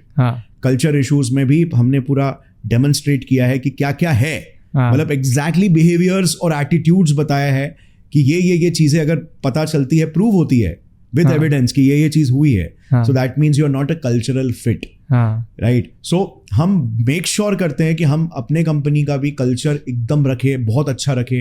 Because घर के बाद, या मैं तो कहूँगा घर से भी पहले, अगर कोई चीज़ है तो वो ऑफिस है, क्योंकि सबसे ज़्यादा टाइम हम वहीं पे स्पेंड करते हैं। और अगर नेगेटिव कल्चर है हमारे लिए, हमारे टीम मेंबर्स के लिए, तो वो एक बहुत ही टॉक्सिक वातावरण क्रिएट करता है जो कि क्वालिटी ऑफ लाइफ को खराब करता है। हाँ, और बिजनेस के पूरे फंडामेंटल्स, देखो बिजनेस तो एक चीज है, लेकिन क्या है कि लाइफ में सबसे इंपॉर्टेंट चीज होता है सेटिस्फैक्शन। और आपके रिलेशनशिप्स आपके सेटिस्फैक्शन में सबसे ज्यादा कंट्रीब्यूट करते हैं। करेक्ट। तो इमेजिन करो एक ऐसी कंपनी जहां पे आपको जाने का मन नहीं कर रहा, या फिर जहां पे आपको लोगों के साथ एंगेज करने का मन नहीं कर रहा, क्योंकि आपको लग रहा है कि यार लोग मेरे बारे में ऐसा सोच रहे हैं, मेरे पीठ पीछे ये बात कर रहे हैं। ठीक है, वो जो पॉलिटिक्स जो एक टिपिकल वर्क एनवायरनमेंट में होती है ना, हम उसके पीछे हार्डकोर ध्यान देते हैं। We like, I am me personally, I am like, मतलब मैं उसको किसी भी हालत में टॉलरेट नहीं करता हूँ। मेरा ये एक्सपीरियंस रहा है। राइट। और मेरे साथ इसका उल्टा एक्सपीरियंस रहा है, क्योंकि मैं बहुत जगह पर काम कर चुका हूँ। पहले मैं लेक्चर्स लेता था, मैंने 1 साल में 18 क्लासेस में लेक्चर्स लिए हुए हैं। तो बहुत बार ऐसा मैंने देखा गया है कि जहां मेरी परफॉर्मेंस अच्छी है, वहां पे बाकी टीचर्स उसको नेगेटिव बनाने की कोशिश करते थे। यही पॉलिटिक्स है। जैसे एग्जांपल लेता हूँ मैं, जैसे मैं प्रोजेक्टर पे लेक्चर्स लेता था बिकॉज आई लाइक प्रेजेंटेशंस। मैं बहुत अच्छा पीपीटी बनाता था ताकि स्टूडेंट्स एंगेज रहे। मतलब मेरे को टिपिकल बोर्ड पे पढ़ाना अच्छा नहीं लगता था। राइट। कि अगर कोई प्रैक्टिकल नॉलेज दूंगा मैं लोगों को तो ज्यादा अच्छा लगेगा। और आज के टाइम पे हम भी जो वीडियोस बनाते हैं उसमें हम एनिमेशंस वगैरह यूज करते हैं, कितना अच्छा एंगेजमेंट आता है। तो और बच्चों का इंटरेस्ट बनेगा तो वो ज्यादा बेटर सीख पाएंगे। तो मैं ऐसा करता था, तो बहुत बार ऐसा होता था, मैंने पर्सनली ऐसा देखा है कि लोग उसके अगेंस्ट हो जाते थे। मतलब जो दूसरे टीचर्स होते थे वो शायद ये नहीं करना चाहते थे। नहीं करना, आजकल टेक्नोलॉजी अडॉप्ट करना मुश्किल होता है, और मेहनत करना भी पड़ता है। क्योंकि मैं आपको बता रहा हूँ, मेरे 1 घंटे के सेशन के लिए मेरे को कम से कम 8 घंटे का प्रेजेंटेशन रेडी करने में टाइम लगता था। रिसर्च करो, डेटा लेकर आओ, उसको अलाइन करो, प्रेजेंट करो, बहुत मेहनत है। लेकिन लोगों को वो अच्छा नहीं लगता था, तो लोग क्या करते थे, बहुत सारे टेक्निकल प्रोजेक्टर खराब कर देना, लैपटॉप्स बिजी करवा देना, कुछ प्रॉब्लम कर लेना। ये सब की वजह से ना लोगों को, मेरे को खुद को वो ऑर्गेनाइजेशन में काम करने का कभी मन नहीं करता था। And I left such kind of organisation. मैं छोड़ देता था। मैं तो ओनर को क्लियर बोलता था कि देखिए आपके ऑर्गेनाइजेशन में वो नहीं है जहाँ पे मैं काम कर सकूं। ओनर चाहता था कि यार टैलेंटेड लोग यहाँ पे काम करें, बट आप वो एनवायरनमेंट रखोगे तो लोग काम करेंगे। और एनवायरनमेंट मेंटेन करना बहुत जरूरी है। बहुत। अगर वो डिसीजन ओनर नहीं लेगा तो हर टैलेंटेड बंदा ऑर्गेनाइजेशन छोड़ देता था। एग्जैक्टली। लेकिन ये तो सिर्फ एक चीज है। हाँ, लाइक अगर रिच माइंडसेट की हम बात करें तो मल्टीपल लेवल्स में उनका सोचने का तरीका बहुत अलग होता है। राइट। मतलब उनको ऑटोमेटिकली समझ में आ जाता है कि क्या एसेट है, क्या लाइबिलिटी है। करेक्ट। राइट। कई पुअर माइंडसेट वाले लोग लाइबिलिटीज को एसेट समझ के बैठते हैं। यस। और वो पैसे गवाते रहते हैं। करेक्ट। और कई लोग एसेट को एसेट की तरह देख भी नहीं पाते हैं। हाँ। मतलब अपॉर्चुनिटी आपके सामने है लेकिन आपको दिख ही नहीं रहा। हाँ, मैं आपको एक इसका बहुत ही प्रैक्टिकल एग्जांपल देता हूं, और विद डेटा। हाँ। आपको मान लेते कोई रियल एस्टेट प्रॉपर्टी खरीदनी है, तो हम रियल एस्टेट प्रॉपर्टी जनरली क्यों खरीदते हैं? मैं अगर बात करूं स्पेसिफिकली रेसिडेंशियल प्रॉपर्टी, यानी कि घर, तो घर कोई क्यों खरीदता है? रहने के लिए। मैं पूरी दुनिया को यही कहूंगा कि आपके पास ना सिर्फ एक ही घर होना चाहिए। अच्छा, मैंने ऐसे बहुत लोग को देखा है जो घर को, यानी रेसिडेंशियल प्रॉपर्टी को एज एन इन्वेस्टमेंट ऑप्शन लेते हैं। Right right. अच्छा, इसमें सबसे बड़ी प्रॉब्लम मैं आपको बताता हूँ, इंडिया की रेंटल यील्ड 3%। पूरा डेटा है, आप देखेंगे तो मुंबई, दिल्ली, ये जो मेट्रो सिटीज है ना, वहां ये रेंटल यील्ड 3.25 या 3.50 तक पहुंची है। बाकी अब टीयर 2 टीयर 3 सिटी तो छोड़ दो, मतलब आधे। रेंटल यील्ड क्या होता है थोड़ा सा बताना। हाँ, रेंटल यील्ड क्या होता है कि अगर मान लेते मैंने 1 करोड़ का घर लिया, तो अगर मैं ये 1 करोड़ के घर को भाड़े पे दूंगा तो मुझे 1 साल में कितना रेंट मिलेगा। लेट्स से पूरे साल का मुझे 2 लाख रुपया रेंट मिला, तो माय रेंटल यील्ड इज 2%। यानी मैं आपको 33 इयर्स लग जाएंगे उसका पैसा निकालने के लिए, वापस से कवर करने के लिए। हाँ, तो पे बैक पीरियड इज 33 इयर्स। बाप रे, तब तक इंसान की आधी जिंदगी निकल जाती है। तो मतलब रेंटल यील्ड जो है ना इंडिया में, पूरे इंडिया में आप सर्वे कर लीजिए, देखिए टीयर 2 टीयर 3 सिटी तो छोड़ दीजिए, आधी प्रॉपर्टीज तो भाड़े पे जा नहीं रही है। राइट। बट मैं फिर भी डेटा एंड फैक्ट्स देखूं, मेट्रो सिटीज देख लूं, 3% रेंटल यील्ड है। अभी अच्छा, कुछ लोग बोलेंगे नहीं प्रॉपर्टी की वैल्यू भी बढ़ती है। अच्छा, कैपिटल अप्रिसिएशन होगा, ठीक है। तो रियल एस्टेट में क्या अप्रिसिएशन होता है? 7% बस। और इन्फ्लेशन ही उतना है। हाँ, तो आप देखिए 7 + 3, आपने कितना कमाया? 10%। पूरे साल में आपने 10% कमाया, दैट्स इट। अच्छा, पहले तो घर खरीदने के लिए आपने 8-10% स्पेंड कर दिया होगा। 7% स्टैम्प ड्यूटी रजिस्ट्रेशन का, 2-3% का ब्रोकरेज वगैरह हो गया, तो 10%, यानी पहले साल आप कुछ कमाई नहीं। ओके, पहले साल तो आपने कुछ कमाया ही नहीं। सेकेंड ईयर ऑनवर्ड्स आपकी रिटर्न स्टार्ट होगी। पूरे 5 साल अगर आप प्रॉपर्टी होल्ड करते हैं, रेंट पे देते हैं, मतलब सच में रेंट पे चली गई, तो पूरे 5 साल में आप 40-50% रिटर्न मैक्सिमम कमा पाएंगे रियल एस्टेट में। ठीक है, ये अमीर लोग नहीं करते। अब बहुत लोग बोलेंगे नहीं अमीर लोग भी बहुत सारी प्रॉपर्टीज खरीदते हैं। मैं आपको बताता हूँ, वो प्रॉपर्टी खरीदते नहीं है, प्रॉपर्टी की ट्रेडिंग करते हैं। राइट। मतलब अंडर वैल्यूड प्रॉपर्टीज को उठाना। हाँ, मतलब आपके पास इतना दिमाग है, आपने रिसर्च इतना करके रखा है, हाँ, कि आप पैटर्न समझ सकते हो कि भाई कौन सी प्रॉपर्टी अंडर वैल्यूड है, हाँ, स्ट्रेस सेलर कौन है, हाँ, और उससे उठा के फिर बाद में उसको किसी एक अमीर को बेचना। करेक्ट। जो कि उसको महंगे दाम में खरीद लेगा। करेक्ट। तो एक तो ये हो गया कि आप अंडर वैल्यूड प्रॉपर्टी को खरीद के बेच दो, ये रियल एस्टेट की ट्रेडिंग है, उससे एक ही साल में वो लोग 40-50% रिटर्न कमा लेते हैं, एक साल में। जो हम 5 साल लेते हैं, वो एक साल में, आप सोचिए 5 साल में वो पैसे को 4 गुना कर लेगा। तो ये रिच माइंडसेट है, इसलिए नहीं कि वो अमीर है। देखो, घर खरीदने का पैसा सबके पास है, हर कोई घर खरीद रहा है, तो इन्वेस्ट करने के लिए पैसे सबके पास है, लेकिन वो माइंडसेट की कमी है, उनको वो नॉलेज नहीं है, उनको समझ नहीं आता है कि किसमें हम ज्यादा बेटर रिटर्न अर्न कर पाते हैं। इतने सारे फेक नैरेटिव्स है ना कि लाइक, और फेक नैरेटिव्स मतलब, और ऑब्वियसली जैसे मेरी फैमिली भी पर्सनली इन नैरेटिव्स का शिकार थी। आई एम श्योर कि एवरी मिडिल क्लास, बिकॉज मैं खुद भी एक मिडिल क्लास बैकग्राउंड से आता हूँ, सारे लोग मोस्टली मिडिल क्लास बैकग्राउंड से ही आते हैं, मतलब मेजॉरिटी पॉपुलेशन, बहुत सारे व्यूअर्स हमारे उसी पे। तो हर फैमिली में यही माइंडसेट होता है कि यार घर इज एन इन्वेस्टमेंट, ठीक है, घर में बेस्ट रिटर्न है, सबसे सेफ है, राइट। सो हमारे सोशलिस्ट अपब्रिंगिंग ने हमेशा हमें यही सिखाया है कि सेफ जो चीज है ना, उसी को ही पकड़ के रखो, और उसको छोड़ो मत, ठीक है, क्योंकि पास्ट में एक सोशलिस्ट एनवायरनमेंट था, राइट। तो मतलब हर चीज की कमी थी, अकाल था, अभाव था, तो ऑब्वियसली माइंडसेट ऐसा ही होगा कि चीजों को पकड़ के रखो। तो इस चक्कर में हम क्या करते हैं कि हम वो, अब जैसे 10% अगर एप्रिसिएशन आ रहा है, तो उसमें से 6 से 7% इन्फ्लेशन है, करेक्ट, राइट। तो आपको आ कितना रहा है? 3% 4%। उसमें मेंटेनेंस लगेगा, और प्रॉपर्टी का टैक्स लगेगा, मतलब आपको जो गवर्नमेंट को पे करना है, वो तो कुल मिला के आपको 2-2.5% छूट रहा है, कुछ भी नहीं। अब ये कंपाउंड कैसे हो रहा है? तो आपको पता है कि भाई कंपाउंडिंग होना है, करना है। Compounding is the 8th wonder of the world, said bye Einstein. Yes, ठीक है। तो ये चीज आपको पता है, लेकिन आपको पता नहीं कि कंपाउंडिंग कराना कैसे है। करेक्ट। हम सिर्फ नैरेटिव्स का शिकार बन गए कि अरे रियल एस्टेट में कराना है, अरे इसमें कराना है, राइट। लेकिन अमीर लोगों के केस में अगर हम देखेंगे तो ये 2-3% का हिसाब नहीं होता, वो सीधा ईयर ऑन ईयर 30%, 35%, 40% तक एप्रिसिएशन लेते हैं। मतलब उनको पता होता है कि भाई ये पैसे को कहाँ डालना है, और जिससे उनका पैसा अब अगर आपका पैसा 35-40% एप्रिसिएशन कर रहा है, तो एक पॉइंट के बाद आपको काम करने की जरूरत ही नहीं है। मतलब आप उसी पैसे को लगा रहे हो, वही पैसा काम कर रहा है आपके लिए, हर 2 साल पे पैसा डबल होगा। तो उसके बारे में भी अपन थोड़ा बात करेंगे, कि ताकि व्यूअर्स को भी एक पर्सपेक्टिव मिले कि हम किसकी बात कर रहे हैं। मतलब ये अभी सुनने में, जैसे आपने अभी यहाँ पे देख लिया कि बेसिकली 3-4% का हिसाब कहाँ से आया एक रियल एस्टेट इन्वेस्टमेंट में, एक एवरेज पर्सन के लिए, जो ट्रेडर नहीं है, रियल एस्टेट ट्रेडर नहीं है। तो अब हम ये भी देखेंगे कि 30-40%, 35% ये सब का हिसाब भी कैसे आता है। ठीक है, सो आगे बात करेंगे। तो देखिए मैं आपको बताता हूँ, ऐसे एग्जाम्पल देता हूँ जहाँ पे 30-40 क्या 300-400% का रिटर्न बन सकता है। हो मतलब साल में 300-400% रिटर्न कमा के जाते लोग, बाप रे। और इसके ऊपर मैंने पूरी एक डिटेल वीडियो भी बनाई है। मैं आपको बताता हूँ एक्चुअली में होता क्या है, शॉर्ट में बताता हूँ। हाँ, आपने सुना होगा अभी दिल्ली में ना डीएलएफ ने बहुत सारे बड़े बड़े लग्जूरियस रेसिडेंशियल प्रोजेक्ट्स लॉन्च किए। पूरे प्रोजेक्ट की value 1000 crore, 2000 crore, 1200 crore. Project launch होने के 3 दिन में सब बुक। ओके।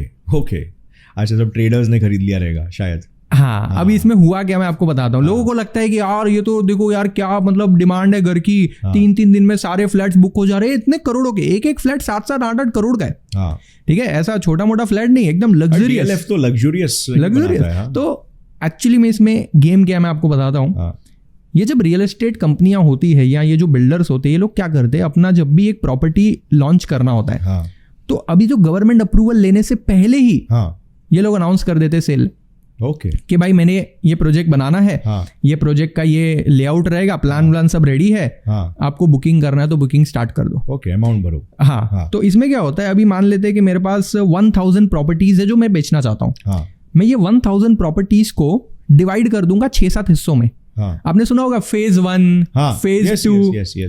तो ये लोग क्यों करते हैं पेमेंट साइकिल में? ये इनका ना गेम है कि मतलब 1000 फ्लैट में से फेज 1 में डाल दो 150 फ्लैट, ओके, फेज 2 में डाल दो 100 फ्लैट्स एंड सो ऑन। अच्छा, इससे होगा क्या मैं आपको बताता हूँ। वो लोग करेंगे फेज 1 की बुकिंग हम स्टार्ट कर रहे हैं। क्या बोलेंगे, फेज 1 की बुकिंग हम स्टार्ट कर रहे हैं, अब तक गवर्नमेंट का अप्रूवल भी मिला नहीं है। इसको हम बोलते हैं प्री लॉन्च फेज। अभी तो प्रॉपर्टी लॉन्च नहीं हुई, उससे पहले तो बिल्डर अपने पहचान वालों को बोलता है कि भाई यहाँ पे मेरी प्रॉपर्टी बनने वाली है, आपको चाहिए तो आप बुकिंग कर लो। अब 1 करोड़ की प्रॉपर्टी है, या मान लो 1 करोड़ 20 लाख की प्रॉपर्टी है, तो वो बोलेगा मैं आपको 20% डिस्काउंट पे दे रहा हूँ। मतलब सिर्फ 1 करोड़ में आपको मैं प्रॉपर्टी दे दूंगा, 20 लाख रुपए का discount, not effectively 20%, but 20 lakh रुपए आप कम देना, 1 करोड़ में आप बुक कर सकते हो। अब ऑफकोर्स हम लोग तो रेडी हो जाएंगे, जो अमीर लोगों को बोले हाँ ठीक है यार 1 करोड़ में मिल रहा है, चलो ले लेते, मतलब 20 लाख का डिस्काउंट है। बट अभी पूरा 1 करोड़ भरना ही नहीं है, आपको सिर्फ बुकिंग अमाउंट भरना है, विच इज 1, 2, 3, 4 या 5%। लेट्स से बुकिंग अमाउंट 5% है, मैंने 1 करोड़ की प्रॉपर्टी के लिए सिर्फ 5 लाख रुपए भरे और प्रॉपर्टी बुक कर ली। अब ये तो प्री लॉन्च फेज था। अब धीरे धीरे क्या होगा, उसको अप्रूवल मिलेगा, तो बिल्डर को जैसे अप्रूवल मिलेगा वो फेज 2 का बुकिंग स्टार्ट करेगा, फेज 3 का स्टार्ट करेगा। अब क्योंकि फेज 1 में सारी प्रॉपर्टी बुक हो गई, वो ये अनाउंस करेगा देखो हमारा फेज 1 इतना जल्दी बुक हो गया, 2 दिन में सब कुछ बुक हो गया। अरे भाई आप 20 लाख का डिस्काउंट दोगे तो अमीर लोग आ ही जाएंगे, क्योंकि उनको तो फायदा ही है। पूरा बुकिंग हो गया, डिमांड क्रिएट हो गई, बोला यार ये प्रोजेक्ट बहुत अच्छा है, 2 दिन में बुकिंग हो जाती है, इधर जब भी अगला फेज ओपन होएगा ना अपन लेने आ जाएंगे। अब जिसको सच में घर खरीदना है, लोन लेके घर खरीदते बंदे, वो आएंगे बोलेंगे सर 1 करोड़ 20 लाख है ना, मेरे को दे दीजिए, क्योंकि उसको मालूम है फेज 1 तो 2 दिन में बुक हो गया था, इधर भी मैंने लेट किया तो गया। अब फेज 2 में रखे ही 100 फ्लैट्स थे, डिमांड आ गई 200-300 की, तो 100 फ्लैट तो चले जाएंगे, बाकी लोग हो गया थोड़ा और। तो बाकी लोग के लिए लोग क्या करेंगे, ये अपने पहले इन्वेस्टर से मिलवाएंगे कि देखो इन्होंने फेज 1 में बुक किया था, अभी इनको नहीं चाहिए, बोलेगा अरे यार चलो मिल रहा है ले लेता हूं। तो 1 करोड़ के प्राइस पे आपने प्रॉपर्टी बुक की थी, अभी कस्टमर आया 1 करोड़ 20 लाख पे, और ये सिर्फ 5-6 महीने में हो जाता है। यानी 5 से 6 महीने में 20 लाख का प्रॉफिट। अच्छा, इन्वेस्ट कितना किया था, खाली 5 lakh, only the booking amount. यानी 5 लाख रुपए इन्वेस्ट करके 20 लाख रुपए का profit, 400% return in just 6 to 7 months। ये करते अमीर लोग। अब गरीब लोग क्या करते हैं, 1 करोड़ 20 लाख का घर ले लिया, अब वो सोचेंगे कि भाई आगे जाके इसको भाड़े पे दूंगा, इससे मैं पैसे कमाऊंगा, लेकिन लोन ही नहीं भर पाते। आज आप ऑफिशियल वेबसाइट पे जाइए कि कितनी प्रॉपर्टीज हर हफ्ते ऑक्शन हो रही है। मैंने अभी जस्ट 2 दिन पहले डेटा चेक किया, 12,800। प्रॉब्लम्स भी बहुत है ना इकोनॉमी में, ऊपर नीचे कभी भी हो सकता है। जॉब सिक्योरिटी के इश्यूज आ सकते हैं। हाँ, तो मतलब लॉस हो सकता है। हाँ, तो 12,800 रेसिडेंशियल प्रॉपर्टीज बैंक ऑक्शन कर रही है।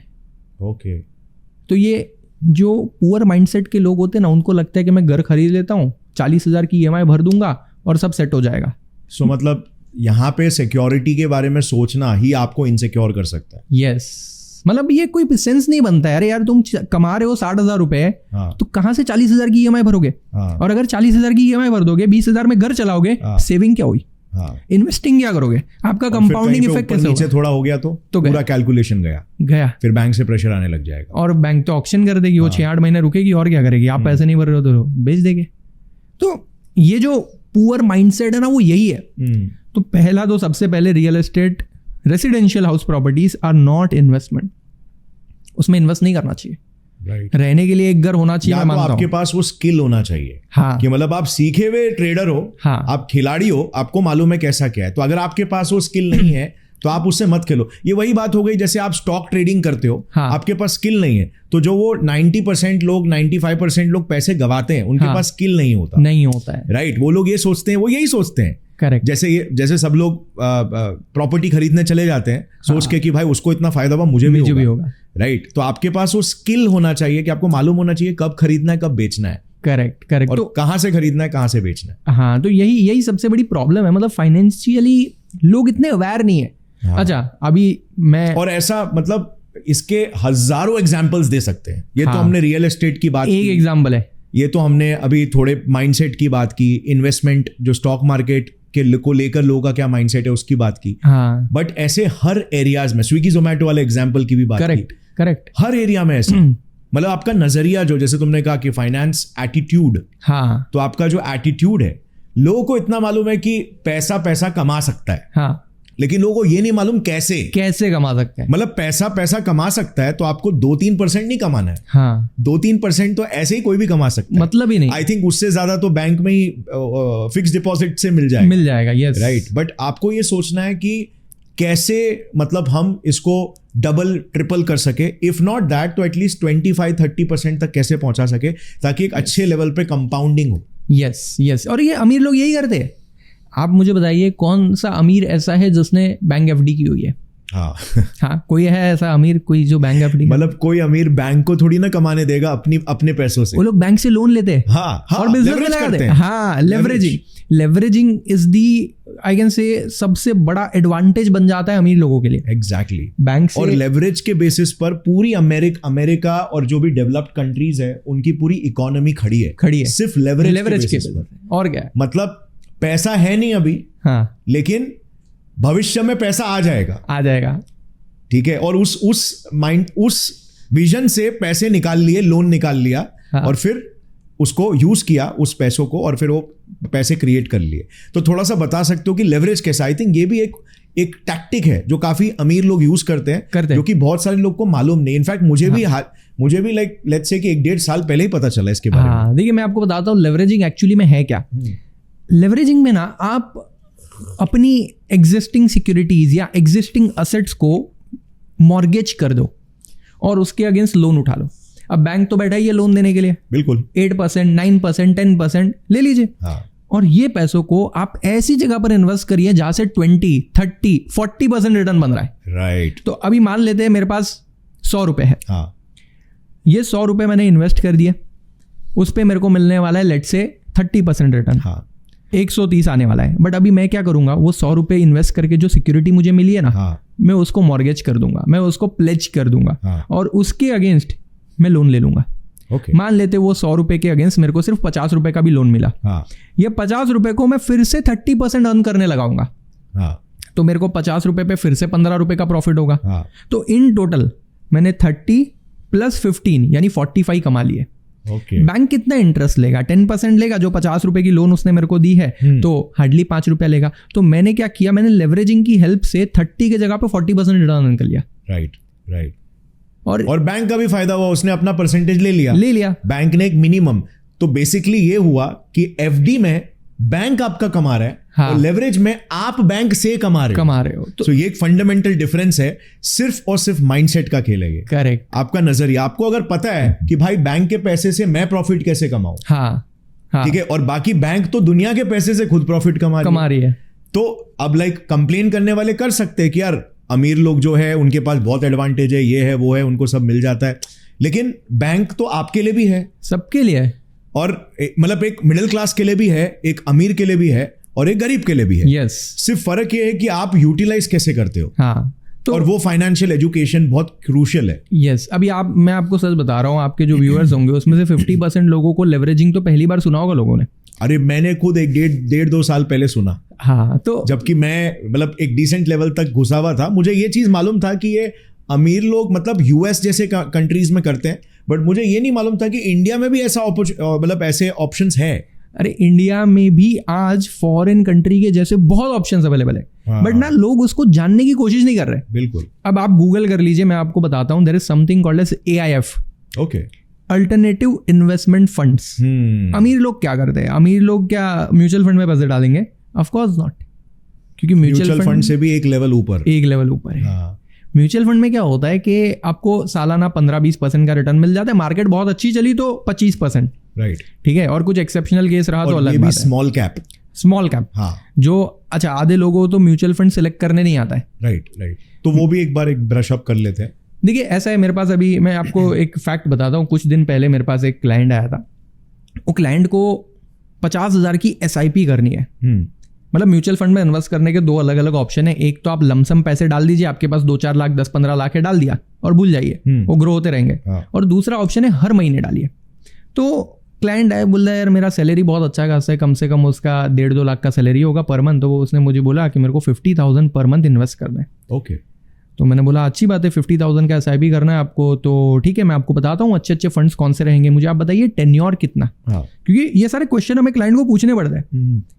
लोगों को लगता है कि नहीं हम कोई भी म्यूचुअल फंड सेलेक्ट कर लेंगे खाली पास रिटर्न देखकर, ऐसा नहीं होता है। क्लाइंट का रिस्क एपेटाइट, इन्वेस्टमेंट टेन्योर, उसकी इमरजेंसीज, उसके लाइफ गोल्स जो कि फाइनेंशियल गोल्स होते हैं, ये सब देखकर हमें उनको बताना होता है। मतलब हम ऐसे ही एडवाइस नहीं करते। मतलब फाइनेंशियल प्लानर बनना कोई छोटा मोटा काम नहीं है, नहीं, बहुत रिस्की है ऑफ कोर्स। और एंड यू हैव मतलब आपका रेपुटेशन एक क्लाइंट खराब कर सकता है। मतलब अगर आप क्लाइंट को अच्छी वैल्यू नहीं मिली तो वो वर्ड ऑफ माउथ ऐसे फैल जाता है। हाँ, तो वो क्लाइंट आया मेरे पास, मैंने बोला कि 50,000 का SIP करना है। मैंने बोला ठीक है सर, मैं आपको बताता हूँ, आप बताइए कितना इन्वेस्टमेंट टेन्योर है। बोला नहीं मैंने ऑलरेडी ये चेक कर लिया है। तो वो कुछ फंड के नाम लाया था जो उसके दोस्त ने उसको सजेस्ट किए थे। ये सबसे बड़ा प्रॉब्लम है, पुअर पीपल सबकी बात सुनते हैं, एक्सपर्ट की बात नहीं सुनते। अमीर लोग क्या करेंगे? मान लेते कोई अमीर बंदा होता जिसको अपने 2-4 करोड़ डालने होते ना, वो एक फाइनेंशियल प्लानर को बुलाता, राइट, कि भाई ठीक है तू अपना 10-20 हजार रुपया ले लेना, तू अपना कट ले ले, हाँ बट मेरे को एडवाइस अच्छा कर। ये अमीर लोग का माइंडसेट है। विन-विन सिचुएशन क्रिएट करते हैं। करेक्ट, परसेंटेज पे तू अपना कट ले ले ताकि तू भी जीते मैं भी जीतूं, दोनों का बेनिफिट। लेकिन गरीब लोग क्या सोच, अरे नहीं यार दूसरे को क्यों कमीशन देना है। हाँ, वो मेरा दोस्त है, वो फ्री में एडवाइस दे रहा है, उससे सुन लेता हूँ। हाँ, उसने 2-4 वीडियो देखे हैं, उसको पता है। हाँ पता है। तो अभी क्या होता है, उसने 4-5 फंड लाए थे। हाँ, पहला फंड था असेट एलोकेटर फंड। हाँ, ठीक है, ये असेट एलोकेटर फंड वो होता है जो हम रिटायर्ड लोगों को सजेस्ट करते हैं, जिसकी एज 60 हो गई है, जो रिस्क बिल्कुल नहीं ले सकता, ऐसे लोग को सजेस्ट करते हैं, जिसका एवरेज रिटर्न अगर मैं लॉन्ग टर्म की बात करूं तो 10-12% बनता है। वो फंड इसको दे दिया जो कि यंग है। ठीक है, अभी ये बंदा 30 साल का है, इसकी तो लाइफ पड़ी हुई है, रिस्क एपेटाइट है, और इसका इन्वेस्टमेंट टेन्योर 25 साल का है। राइट। अगर मैं इसको एक अच्छा स्मॉल कैप फंड सजेस्ट करूं, अगर वो उसको 15-20% रिटर्न दे देता है, यानी उसको खाली 4-5% का भी एडिशनल बेनिफिट दे देता है ना, तो कंपाउंडिंग में वो करोड़ों में होता है। यस, ईयर्स के हिसाब से, ईयर्स ऑफ कंपाउंडिंग से वो करोड़ों का फिगर ला देगा। करेक्ट। तो अब वो एसेट एलोकेटर फंड लाया। दूसरा था एक डेट फंड, जो हार्डली उसको 7-8% रिटर्न देगा, और कुछ large cap, mid cap, small cap थे। उनको लगता है भाई मैंने डाइवर्सिफिकेशन कर दिया। तो भाई लोगों को मालूम है म्यूचुअल फंड सही है, लेकिन कौन सा म्यूचुअल फंड सही है वो नहीं पता है। तो इसको सिलेक्ट करने की एक पूरी प्रोसेस है, उसमें आपको अपना रिस्क एपेटाइट देखना होता है, आपका इन्वेस्टमेंट टेन्योर देखना होता है, आपके फाइनेंशियल गोल्स देखने पड़ते हैं, इमरजेंसी देखनी पड़ती है, बहुत सारी चीजें होती है।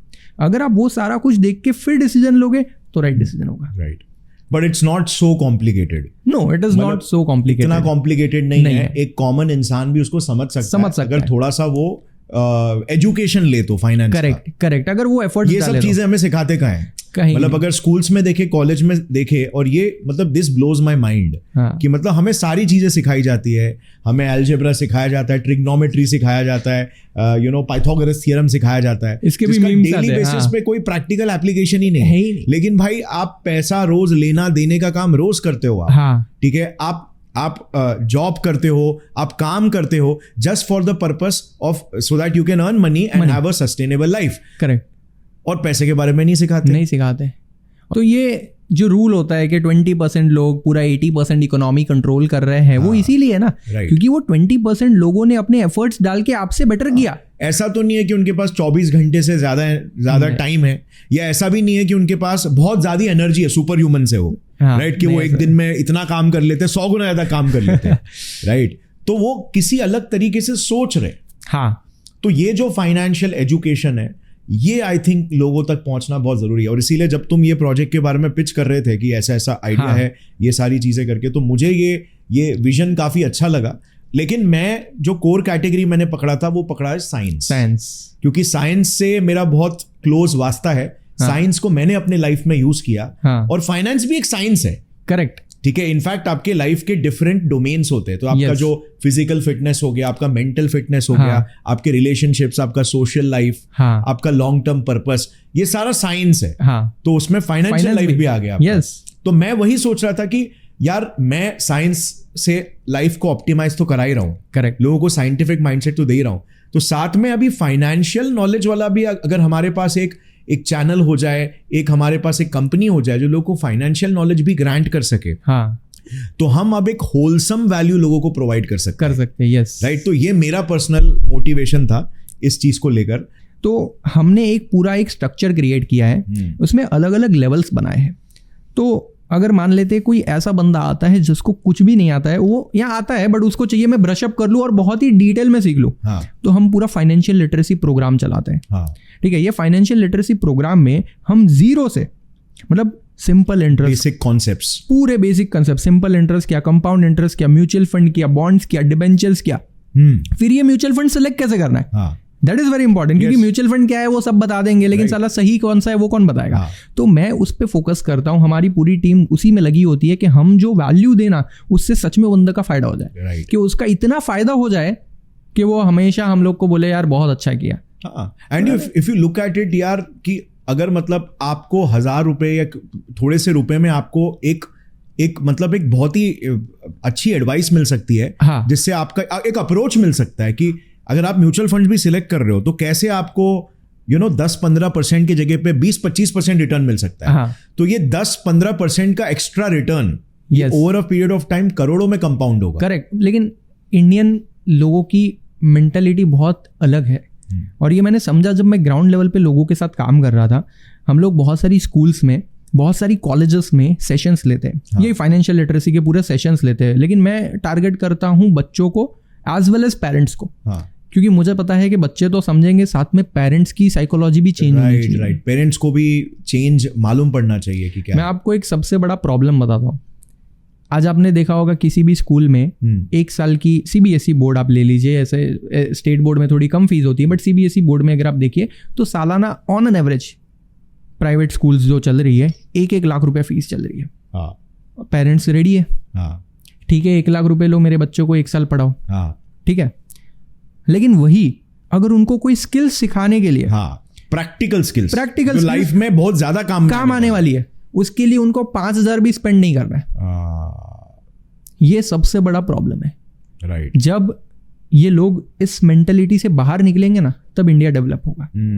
अगर आप स्किल्स पे खर्चा नहीं करोगे तो आप कैसे ग्रो करोगे। मतलब अभी तक हमने जितने भी इन्वेस्टमेंट्स की बात की, वो सारे फीके पड़ जाते पर्सनल इन्वेस्टमेंट के सामने। यस, ये इन्वेस्टमेंट XYZ 30%, 40%, 400% दे देगा, बट पर्सनल इन्वेस्टमेंट लाखों करोड़ों में देता है परसेंटेज में।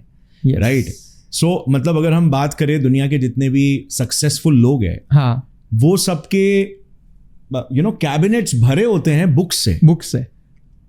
Learning constant, feeding the mind, new ideas, new perspectives, new approaches. Correct. तो बेसिकली अपने आप पे अगर इन्वेस्ट नहीं किया, तो कहां पे किया? वही मैं आपको बता रहा हूं कि अगर आप सिर्फ ट्रेडिशनल एजुकेशन ही फॉलो करोगे, मैं ये नहीं कह रहा हूं कि वो इंपॉर्टेंट नहीं है, वो भी इंपॉर्टेंट है, बट सिर्फ वही फॉलो करोगे तो आप लाइफ में ग्रो नहीं कर पाओगे। आप अल्टीमेटली क्या करोगे, एक अच्छी खासी डिग्री ले लोगे, मेरे पास भी 4-5 डिग्री है बट मैं जॉब नहीं करता। मैं डिग्री, और मे बी आपका एक अच्छा अर्निंग भी अगर आ जाए तो भी वो पैसे को आप कहां पे लगाओगे, कैसे उसको ग्रो करोगे? मैं आपको सच बता रहा हूं कि आज मैं फाइनेंशियली फ्री हो गया, यानी मेरी पैसिव इनकम इतनी ज़्यादा हो गई कि मुझे एक्टिवली काम करने की ज़रूरत नहीं। मैं बोल रहा हूँ 1 साल से मैंने कंपनी से 1 रुपया नहीं निकाला है, तो मैं कैसे घर चला रहा हूँ? Right, of course I will be having some passive income and this is possible only because of that knowledge. तो हमारे पूरे प्रोग्राम में ना हम वही अप्रोच लाते हैं कि भाई कैसे आप अपने लाइफ के अच्छे डिसीजन लोगे। मैं आपको बता रहा हूँ, मेरे पास एक 10th स्टैंडर्ड का स्टूडेंट है, वो अपने पेरेंट्स को गाइड करता है। हमारे पास पूरा फाइनेंशियल लिटरेसी प्रोग्राम के बाद उसने अपने पेरेंट्स को गाइड किया। उसके पेरेंट्स बोलते कि सर मैं भी आपका सेशन अटेंड करूं। मैं बोला डेफिनेटली आप करिए अटेंड। उनके लाइफ के इतने सारे फाइनेंशियल डिसीजन में उन्होंने चेंजेस लाए हैं जिससे डेफिनेटली उनको बहुत बेनिफिट हुआ होगा। लेकिन बहुत बार ऐसा होता है, मैंने देखा है पर्सनली, कि बहुत 90% केसेस में तो पेरेंट्स नहीं सुनते हैं। Agree, I agree. और आजकल तो ऐसा ट्रेंड चल रहा है जहाँ पे स्कूल टीचर्स या कॉलेज टीचर्स भी ये सपोर्ट नहीं करते। अब क्योंकि टीचर्स तो आपकी एज से डबल है ना, राइट, तो वो अगेन पुराने जमाने के रिजिड माइंडसेट, बोलते बेटा तू यही कर, कुछ और मत सीख। और अगर ये नहीं हुआ तो हाँ, और अगर ये नहीं हुआ तो हाँ, बच्चा सीए कर रहा है, हाँ, बच्चा सीएस कर रहा है, हाँ, बच्चा कोई और इंजीनियरिंग कर रहा है, कट आउट नहीं है वो, नहीं है। लेकिन फाइनेंशियल लिटरेसी तो जरूरी है ना। बट पेरेंट्स, टीचर्स और ऐसे बहुत लोग होते हैं जो इन सब चीजों से बच्चों को रोक लेते हैं। और शायद यही वो रीजन है हमारे सोसाइटी में कि यार आप अगर दूसरों की सुनोगे ना तो कभी ग्रो नहीं कर पाओगे। और ये पर्सनली मेरे केस में भी हुआ है। ऐसा नहीं है कि मेरे पेरेंट्स भी बहुत जल्दी मान गए थे। मतलब मेरे को बचपन से ऐसा था कि यार ट्रेडिंग इन्वेस्टिंग करते हैं यार, स्टॉक मार्केट से पैसे कमाते, क्यों काम कर रहा है यार, बचपन में ऐसा लोगों को लगता है। So I started trading and investing at the age of 16 years, though I was late. जब वॉरेन बफेट कह सकते हैं कि 11 साल की उम्र में स्टार्ट करके भी वो लेट थे, तो मैं तो बहुत था। तो I started at the age of 16। मेरे पेरेंट्स मान नहीं रहे थे, बट पापा का एक अच्छा खासा बिजनेस था, तो मैंने कैसे कैसे करके उनको कन्विंस कर दिया और 20-30,000 रुपीज़ की इन्वेस्टमेंट से मैंने स्टार्ट कर दिया। अब क्योंकि मेरे पास नॉलेज नहीं था, मैं बस ऐसे ही रैंडम ट्रेड ले रहा हूँ, रैंडम इन्वेस्टमेंट कर रहा हूँ, लकीली वो बिगिनर्स लक होता है ना। तो शुरू में मेरे को बहुत प्रॉफिट हुआ एंड सिर्फ 6 महीने में मैंने 30,000 रुपये को 1 लाख रुपए बना दिए, सिर्फ 6 महीने में। अब मेरे पेरेंट्स बहुत खुश है, सबको बोल रहे हैं, सबको बोल रहे हैं। और अब मेरे को तो ऐसे ही लग रहा था कि मैं ही भगवान हूँ और भाई अभी मैं बहुत अमीर बनने वाला हूँ, लाखपति, करोड़पति, और फिर मुकेश अंबानी से भी टक्कर ले लूंगा, ऐसा लग रहा था। ओवर कॉन्फिडेंस आ जाता है। फिर क्या हुआ, एक दिन 1 लाख रुपए से सीधे 10,000 रुपये। मैंने लालच में आके इतना बड़ा रिस्क ले लिया क्योंकि मेरे को ट्रेडिंग इन्वेस्टिंग कुछ ऐसा आता नहीं था, मतलब एक फुल फ्लेज एक्सपीरियंस नहीं था अप्स एंड डाउन्स का। हाँ, तो मैंने रिस्क मैनेजमेंट नहीं फॉलो किया और रिस्क मैनेजमेंट फॉलो ना करने की वजह से मेरा 1 लाख रुपया सीधा 10,000 हो गया। कैसे कैसे करके मैंने समझाया अपने आप को कि चलो फिर से रिकवर करेंगे। 10,000 से 11, 11 से 12, 12 से 6, फिर 6 से 3, 2, 0, मतलब करीब 10 दिन में 1 लाख रुपए को मैंने 0 कर दिया। और मैं बात कर रहा हूँ आज से 8-9 साल पहले, तब तो 1 लाख रुपए की बहुत ज्यादा वैल्यू थी। मेरे पेरेंट्स ने बहुत बोला। अक्सर यही पॉइंट होता है कि जब वो लो में आते हैं तो लोग मोस्टली डिमोटिवेट हो जाते हैं, छोड़ देते हैं। हाँ। 80 से 90% लोग या तो खुद से ही, हाँ, या तो पीयर प्रेशर में आके, फैमिली के प्रेशर में आके कि देख, हाँ, तूने भी गवाया ना, हाँ, शर्मा जी के बेटे ने भी गवाया, शर्मा जी ने भी गवाया। ये सेम स्टोरी हुई थी मेरे घर पे भी। मेरे पापा, मेरे मम्मी यही बोल रहे थे कि भाई हमारे ऐसे दूर के रिलेटिव, वो भी पहले बहुत अमीर थे, फिर स्टॉक मार्केट में किया और अभी गरीब हो गए। मैं बोलता था मुझे उनसे मिलवाइए, शायद मिस्टेक से सीखने मिले। नहीं, हमने उनसे रिश्ता तोड़ दिया। बेसिकली ये कोई फैक्ट नहीं था, ये सब हाउस टेल्स होते हैं, ये डराने के लिए बोला जाता है। उनको लगता है क्योंकि मोस्टली आई थिंक सारे ऑडियंस भी रिलेट कर सकते हैं, बिकॉज मेरे घर पे भी सेम स्टोरी थी, है ना। तो आई थिंक सारे लोगों के घर पे, मतलब अगर ये बहुत सारे घरों में आ रही है तो ये मे भी डराने वाला किस्सा हो सकता है। और नो डाउट, देखो, मतलब अगर आप कोई चीज प्रॉपर नॉलेज के बिना करते हो, हाँ, तो ऑब्वियसली आप फेल हो गई। वो हर चीज में एप्लीकेबल है, राइट, हर चीज में एप्लीकेबल है। ये मतलब एक रियल एग्जांपल मेरे अगर आज मैं एक डॉक्टर बिना डॉक्टरी स्टडी किए पेशेंट का ऑपरेशन करने जाता हूँ तो कबाड़ा कर दूंगा, राइट, लेकिन स्टडी करके करूंगा तो जान बच जाएगी। करेक्ट। तो कहने का मतलब ये है कि obviously there are going to be odds against you अगर आपके पास नॉलेज नहीं है। और अगर आपके पास नॉलेज है तो odds will be greatly in your favour. हाँ, तो मेरे साथ भी ऐसा ही हुआ। पेरेंट्स ने बहुत बोला, बहुत प्रेशराइज किया। अब बोला कि कुछ नहीं करना है, क्योंकि 16 साल की उम्र में हमारा खुद का ट्रेडिंग डीमेट बनता नहीं है। मैं तो मम्मी के अकाउंट में कर रहा था। हाँ। अब तो मम्मी अलाउड कर नहीं रही है, तो क्या करूंगा, OTP नहीं दे रही है मम्मी। तो मैंने सोच लिया था ठीक है, अभी मैं जब 18 साल का होऊंगा ना तो मैं खुद स्टार्ट करूंगा। मैं पार्ट टाइम काम वाम कर रहा था। जब मैं 18 का हुआ ना तो 1.5 साल मतलब मैंने 16.5 से 18 ये 1.5 साल मार्केट को सीखा, क्योंकि मेरे को समझ गया था कि अगर ऐसे ही बिना सीखे आऊंगा और मार्केट में ट्रेडिंग इन्वेस्टिंग करूंगा तो मैं फेल हो जाऊंगा। यानी एक लॉयर अगर बिना सीखे केस लड़ने जाएगा हार जाएगा। जैसे आपने बताया एक डॉक्टर बिना सीखे ऑपरेशन करेगा तो पेशेंट गया। आप बिना सीखे कार चलाओगे ना तो भी एक्सीडेंट और अगर बिना पढ़े एग्जाम दोगे तो भी फेल हो जाओगे। अब वो बात अलग है, अभी नीट वगैरह के किस्से सामने आ रहे हैं, बट दैट्स अलग स्टोरी। हाँ वो अलग है, बट यहाँ पे ऐसा नहीं हो सकता ना, स्टॉक मार्केट में तो पॉसिबल नहीं। तो मेरे को ना एक्चुअली में समझ में आ गया था कि भाई मेरे को कुछ तो नहीं आता है। मार्केट गलत नहीं है, अगर मार्केट गलत होता तो क्या इतने लोग पैसे डाल रहे होते, इतने करोड़ों रुपए इकोनॉमी ग्रो थोड़ी ना हो रही होती, लोग पैसे डाल रहे इसलिए तो इकोनॉमी ग्रो हो रही है। तो ये एक पूरा कैपिटल मार्केट है which is considered as an important pillar of our Indian economy. Exactly. When I turn 18 I again started. अब 90% लोग यहाँ पे हार मान लेते हैं कि यार मेरे से नहीं हो रहा है। मैंने सोच लिया था कि नहीं ये करने का है, जब बाकी लोग कर सकते तो मैं क्यों नहीं कर सकता हूँ। So at the age of 18 I again started with 25,000 जो मेरा पैसा था। अभी पेरेंट्स बोल नहीं सकते, मेरा पैन कार्ड आधार कार्ड आ गया, अपना अकाउंट बना के चालू किया। 1 साल में मैंने 25,000 से फिर से 1 लाख बनाया। तो मेरे को एक भरोसा हुआ कि यार मैं पैसा कमा सकता हूँ। And then I started my business कि यार अभी मैं दूसरों को भी पैसे कमा के दूंगा। And this is how I started my broking business. पहले 2 क्लाइंट, 10 क्लाइंट, 1.5 साल लगा मेरे को 100 क्लाइंट बनाने के लिए। 1 रुपया नहीं कमाया मैंने बिजनेस में, ब्रेक इवन पॉइंट 1.5 साल लग गया। बट मैंने सोचा इसको मैं कंटिन्यू करूंगा। मेरा साइड जॉब चल रहा था जो मैं पढ़ाता था बहुत सारे कोचिंग्स में और इसमें, तो मेरे को चलता था। मैं बोला ठीक है कम पैसा आएंगे चलेंगे, बट बिजनेस करने का। आज हमारे पास 12,000 से ज़्यादा क्लाइंट है जिनको हम लोग गाइड कर रहे हैं। और ये तभी हुआ जब मैंने हार नहीं मानी। और मैं सारे व्यूअर्स को यही कहूँगा कि अगर आपने अच्छी नॉलेज ले ली, फेल होने का कोई चांस ही नहीं है। हो सकता है कि पहले अटेम्प्ट में आप पास नहीं हुए, बट दूसरा, तीसरा, चौथा अटेम्प्ट तो है ना आपके पास, तो हार क्यों माननी है। सो अब करंटली लाइक ये जो 4 करोड़ का वैल्यूएशन मिला है, तो अभी क्या क्या एक्टिविटीज हम कर रहे हैं जिसके बेसिस पर ये वैल्यूएशन हमें मिला है? बिकॉज अभी भी किसी ना किसी तरीके से वैल्यू जनरेट हो रहा है, राइट? हमारे पास काफी अच्छे कस्टमर बेस भी है। तो उसको थोड़ा सा डिटेल में बताना कि अभी क्या हो रहा है एग्जैक्टली।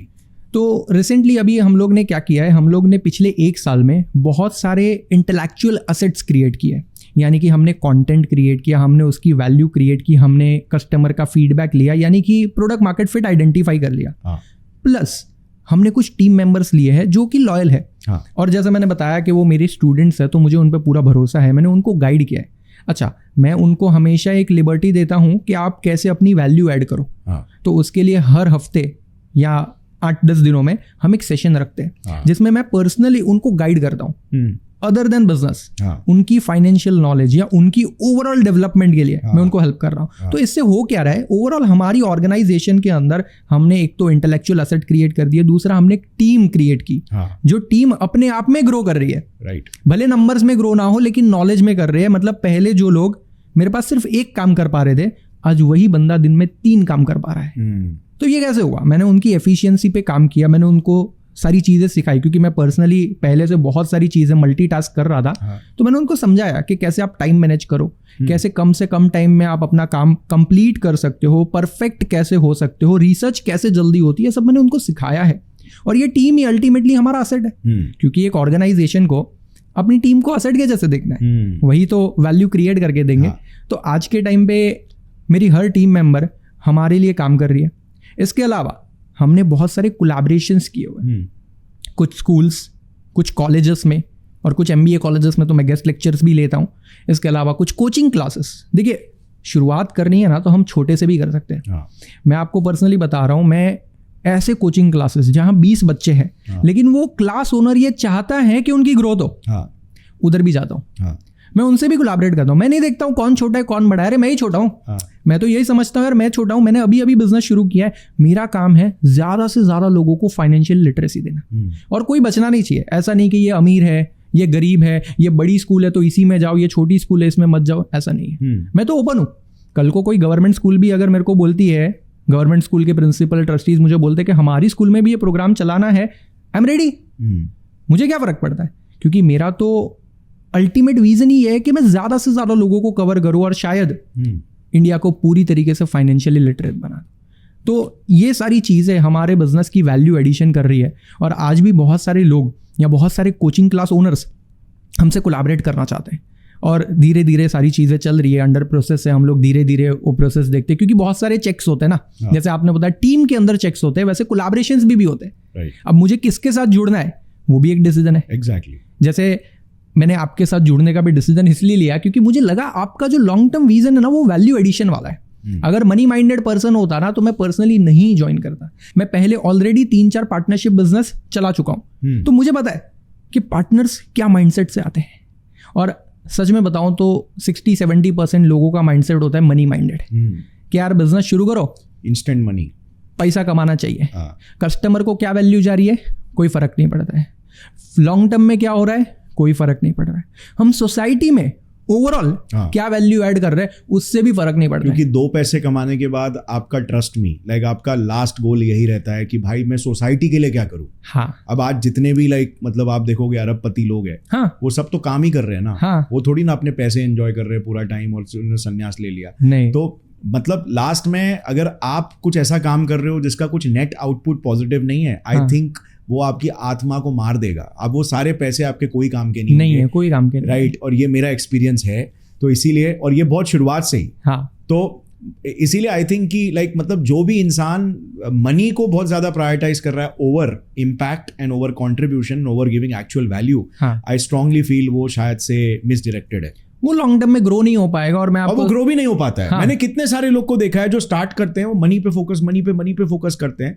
देखो आप जब भी मनी पे फोकस करते हो तो पैसा आपसे दूर भागता है। यस। और जब आप फोकस करते हो वैल्यू पे, सामने वाले की प्रॉब्लम को समझ के उसे किसी और से बेहतर तरीके से उसे सॉल्व करने पे, हाँ, तो तब पैसा अपने आप आपके पास आता है और आप उस पर ध्यान भी नहीं देते हो। यस। और आज ऐसा ही होता है। आज मैं आपको सच बता रहा हूँ, हमारे पास ज्यादातर हमारे जो कस्टमर्स है या हमारे पास जो स्टूडेंट्स आते हैं ना, वो किसी के रेफरल से आते हैं। एक 10th स्टैंडर्ड का बच्चा अपने दूसरे दोस्त को बता रहा होता है कि भाई मैंने ये 2-3 चीजें नहीं सीखी है, तेरे पेरेंट्स को बोल तुझे भी ये चीज सिखाए। और ये मेरे को बहुत अच्छा लगता है, प्राउड फील होता है कि यार मैंने एक बच्चे की वैल्यू एडिशन की और वो और 4 को कर रहा है। मतलब यही तो हमारा मोटिवेशन है। यस, यही रियल मोटिवेशन है। इन ब्रोकिंग भी ऐसा ही होता है। मैंने जितने क्लाइंट्स को हेल्प किया ना, वो भी लोग यही बोलते हैं कि यार तेरे को ट्रेडिंग स्टार्ट करना है ना, हर सर के पास अकाउंट खोल ले। तो हर कोई मेरे पास ऐसे ही आता है। अभी मुझे सच में पर्सनली नए क्लाइंट ढूंढने जाना ही नहीं पड़ता है, क्योंकि मैंने शुरू के 6-7 साल यही फोकस किया कि कैसे मैं क्लाइंट को हेल्प करूं। आज भी मेरा फोकस वही है, through our community, YouTube channels, Instagram जिस पे हम कंटेंट क्रिएट करते रहते हैं, उसके ऊपर हम पूरा यही फोकस करते हैं। कुछ नॉलेज दो, लोगों की वैल्यू एडिशन करो ताकि वो हमें लॉन्ग टर्म के लिए फॉलो करे और हमारे साथ जुड़े। आज बहुत सारे स्टूडेंट्स हमारे पास यूट्यूब से आते हैं, बहुत सारे लोग हमारे से इंस्टाग्राम से आते हैं। आप देखेंगे तो मेरे इंस्टाग्राम चैट बॉक्स के अंदर करीब 4-5 हज़ार मैसेज होंगे। मेरी टीम एक एक करके उनसे फॉलोअप ले रही होती है। बट पॉइंट ये है कि लोग हमसे जुड़ना चाहते हैं क्योंकि हम वैल्यू ऐड कर रहे हैं। तो किसी भी बिजनेस में यही एक फंडामेंटल है कि आप सोसाइटी को दो, सोसाइटी आपको देगा। बेशक। सो अगर बहुत सारे लोगों को पता नहीं, तो बेसिकली हमारी कंपनी का नाम है फिनप्रो वेल्थ, और हर्ष के चैनल का नाम है हर्ष वीरा, और फिर आप यूट्यूब पे सर्च करोगे तो आपको मिल जाएगा। इंस्टाग्राम पेज का भी नाम सेम है। यस। राइट। हम यहाँ पे यूट्यूब पे भी और इंस्टाग्राम पे भी एक्टिव होके कम्युनिटी भी बनाई है। जितना हो सके एक फाइनेंशियल अवेयरनेस क्रिएट करने की कोशिश कर रहे हैं, नॉलेज डिलीवर कर रहे हैं। राइट। यस। सो मैं सारी ऑडियंस को कहूँगा कि अगर आप स्टॉक मार्केट, फाइनेंस, टैक्सेशन, ये सारी चीज़ों के आसपास नॉलेज लेना चाहते हो तो नंबर 1 आप हमारी यूट्यूब चैनल सब्सक्राइब कर सकते हो। इसके लिंक मैं डिस्क्रिप्शन में डाल देंगे। दूसरा, आप मुझे इंस्टाग्राम पे फॉलो कर सकते हो, जहाँ पे आपको शॉर्ट फॉर्म वीडियोस के अंदर भी बहुत सारा कंटेंट मिल जाएगा।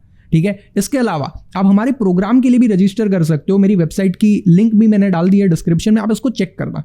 यहाँ पे आपको हर टाइप के प्रोग्राम मिलेंगे, आपको हर टाइप की नॉलेज मिलेगी। और अगर आपको मेरी टीम से कांटेक्ट करना हो या मुझसे कांटेक्ट करना हो, आप इंस्टाग्राम पे मैसेज कर सकते हो। मेरी टीम जब भी अवेलेबल हो जाएगी, डेफिनेटली आपसे कांटेक्ट करके आपको गाइड करेगी। सो हर्ष, थैंक यू सो मच। बहुत ही इंसाइटफुल कॉन्वर्जेशन था। आई थिंक हमारे व्यूअर्स के लिए भी एक ब्रेथ ऑफ फ्रेश एयर है कि आज हमने फाइनेंस के बारे में बात किया, बिजनेस इकोसिस्टम कैसे काम करता है। बहुत सारे लोगों ने मेरा ये साइड पहली बार देखा होगा, क्योंकि मैं अक्सर साइंस की बात करता हूँ, जियोपॉलिटिक्स की बात करता हूँ, राइट, पॉलिटिक्स की बात करता हूँ। सो ये बिजनेस एंड एंटरप्रेन्योरियल साइड बहुत से लोगों ने फर्स्ट टाइम देखा होगा। बट एक्चुअली मैं यूट्यूब चैनल भी चला रहा हूँ, तो वो भी एक बिजनेस है, राइट। और हम और भी प्रोजेक्ट्स चला रहे हैं, आपको पता है, जो दूसरी कंपनीज है। सो बस मेन गोल यही है कि मैं हम लाइक माइंडेड लोगों को जोड़ रहा हूँ पर्सनली। तो जैसे हर्ष का भी एक लाइक माइंडेडनेस था, तो इसीलिए इस प्रोजेक्ट में हम साथ में मिले हैं। और बेसिकली ओवरऑल गोल बस हमारा यही है कि कंट्रीब्यूशन को हम कैसे बढ़ा सके। सो थैंक यू सो मच, आप लोग ने भी टाइम निकाल के इस चीज़ को देखा। होपफुली आपको कुछ सीखने मिला इससे। अगर आपको पॉडकास्ट पसंद आया तो नेक्स्ट टाइम हम वापस आएंगे, इस बार कुछ सीक्रेट्स और कुछ टैक्टिक्स लेकर भी आएंगे। जैसे आज काफ़ी सारे हमने चीज़ों के बारे में डिस्कस किया, मार्जिन ट्रेडिंग के बारे में, AIFs के बारे में, राइट। तो ऐसे भी हम और इंटरेस्टिंग कुछ ट्रिक्स ऑफ द ट्रेड लेकर आएंगे आप लोग के लिए, और ऐसे इस तरीके से भी हम फाइनेंस की नॉलेज को एनरिच करते रहेंगे। So thank you so much for watching, take care, जय हिंद।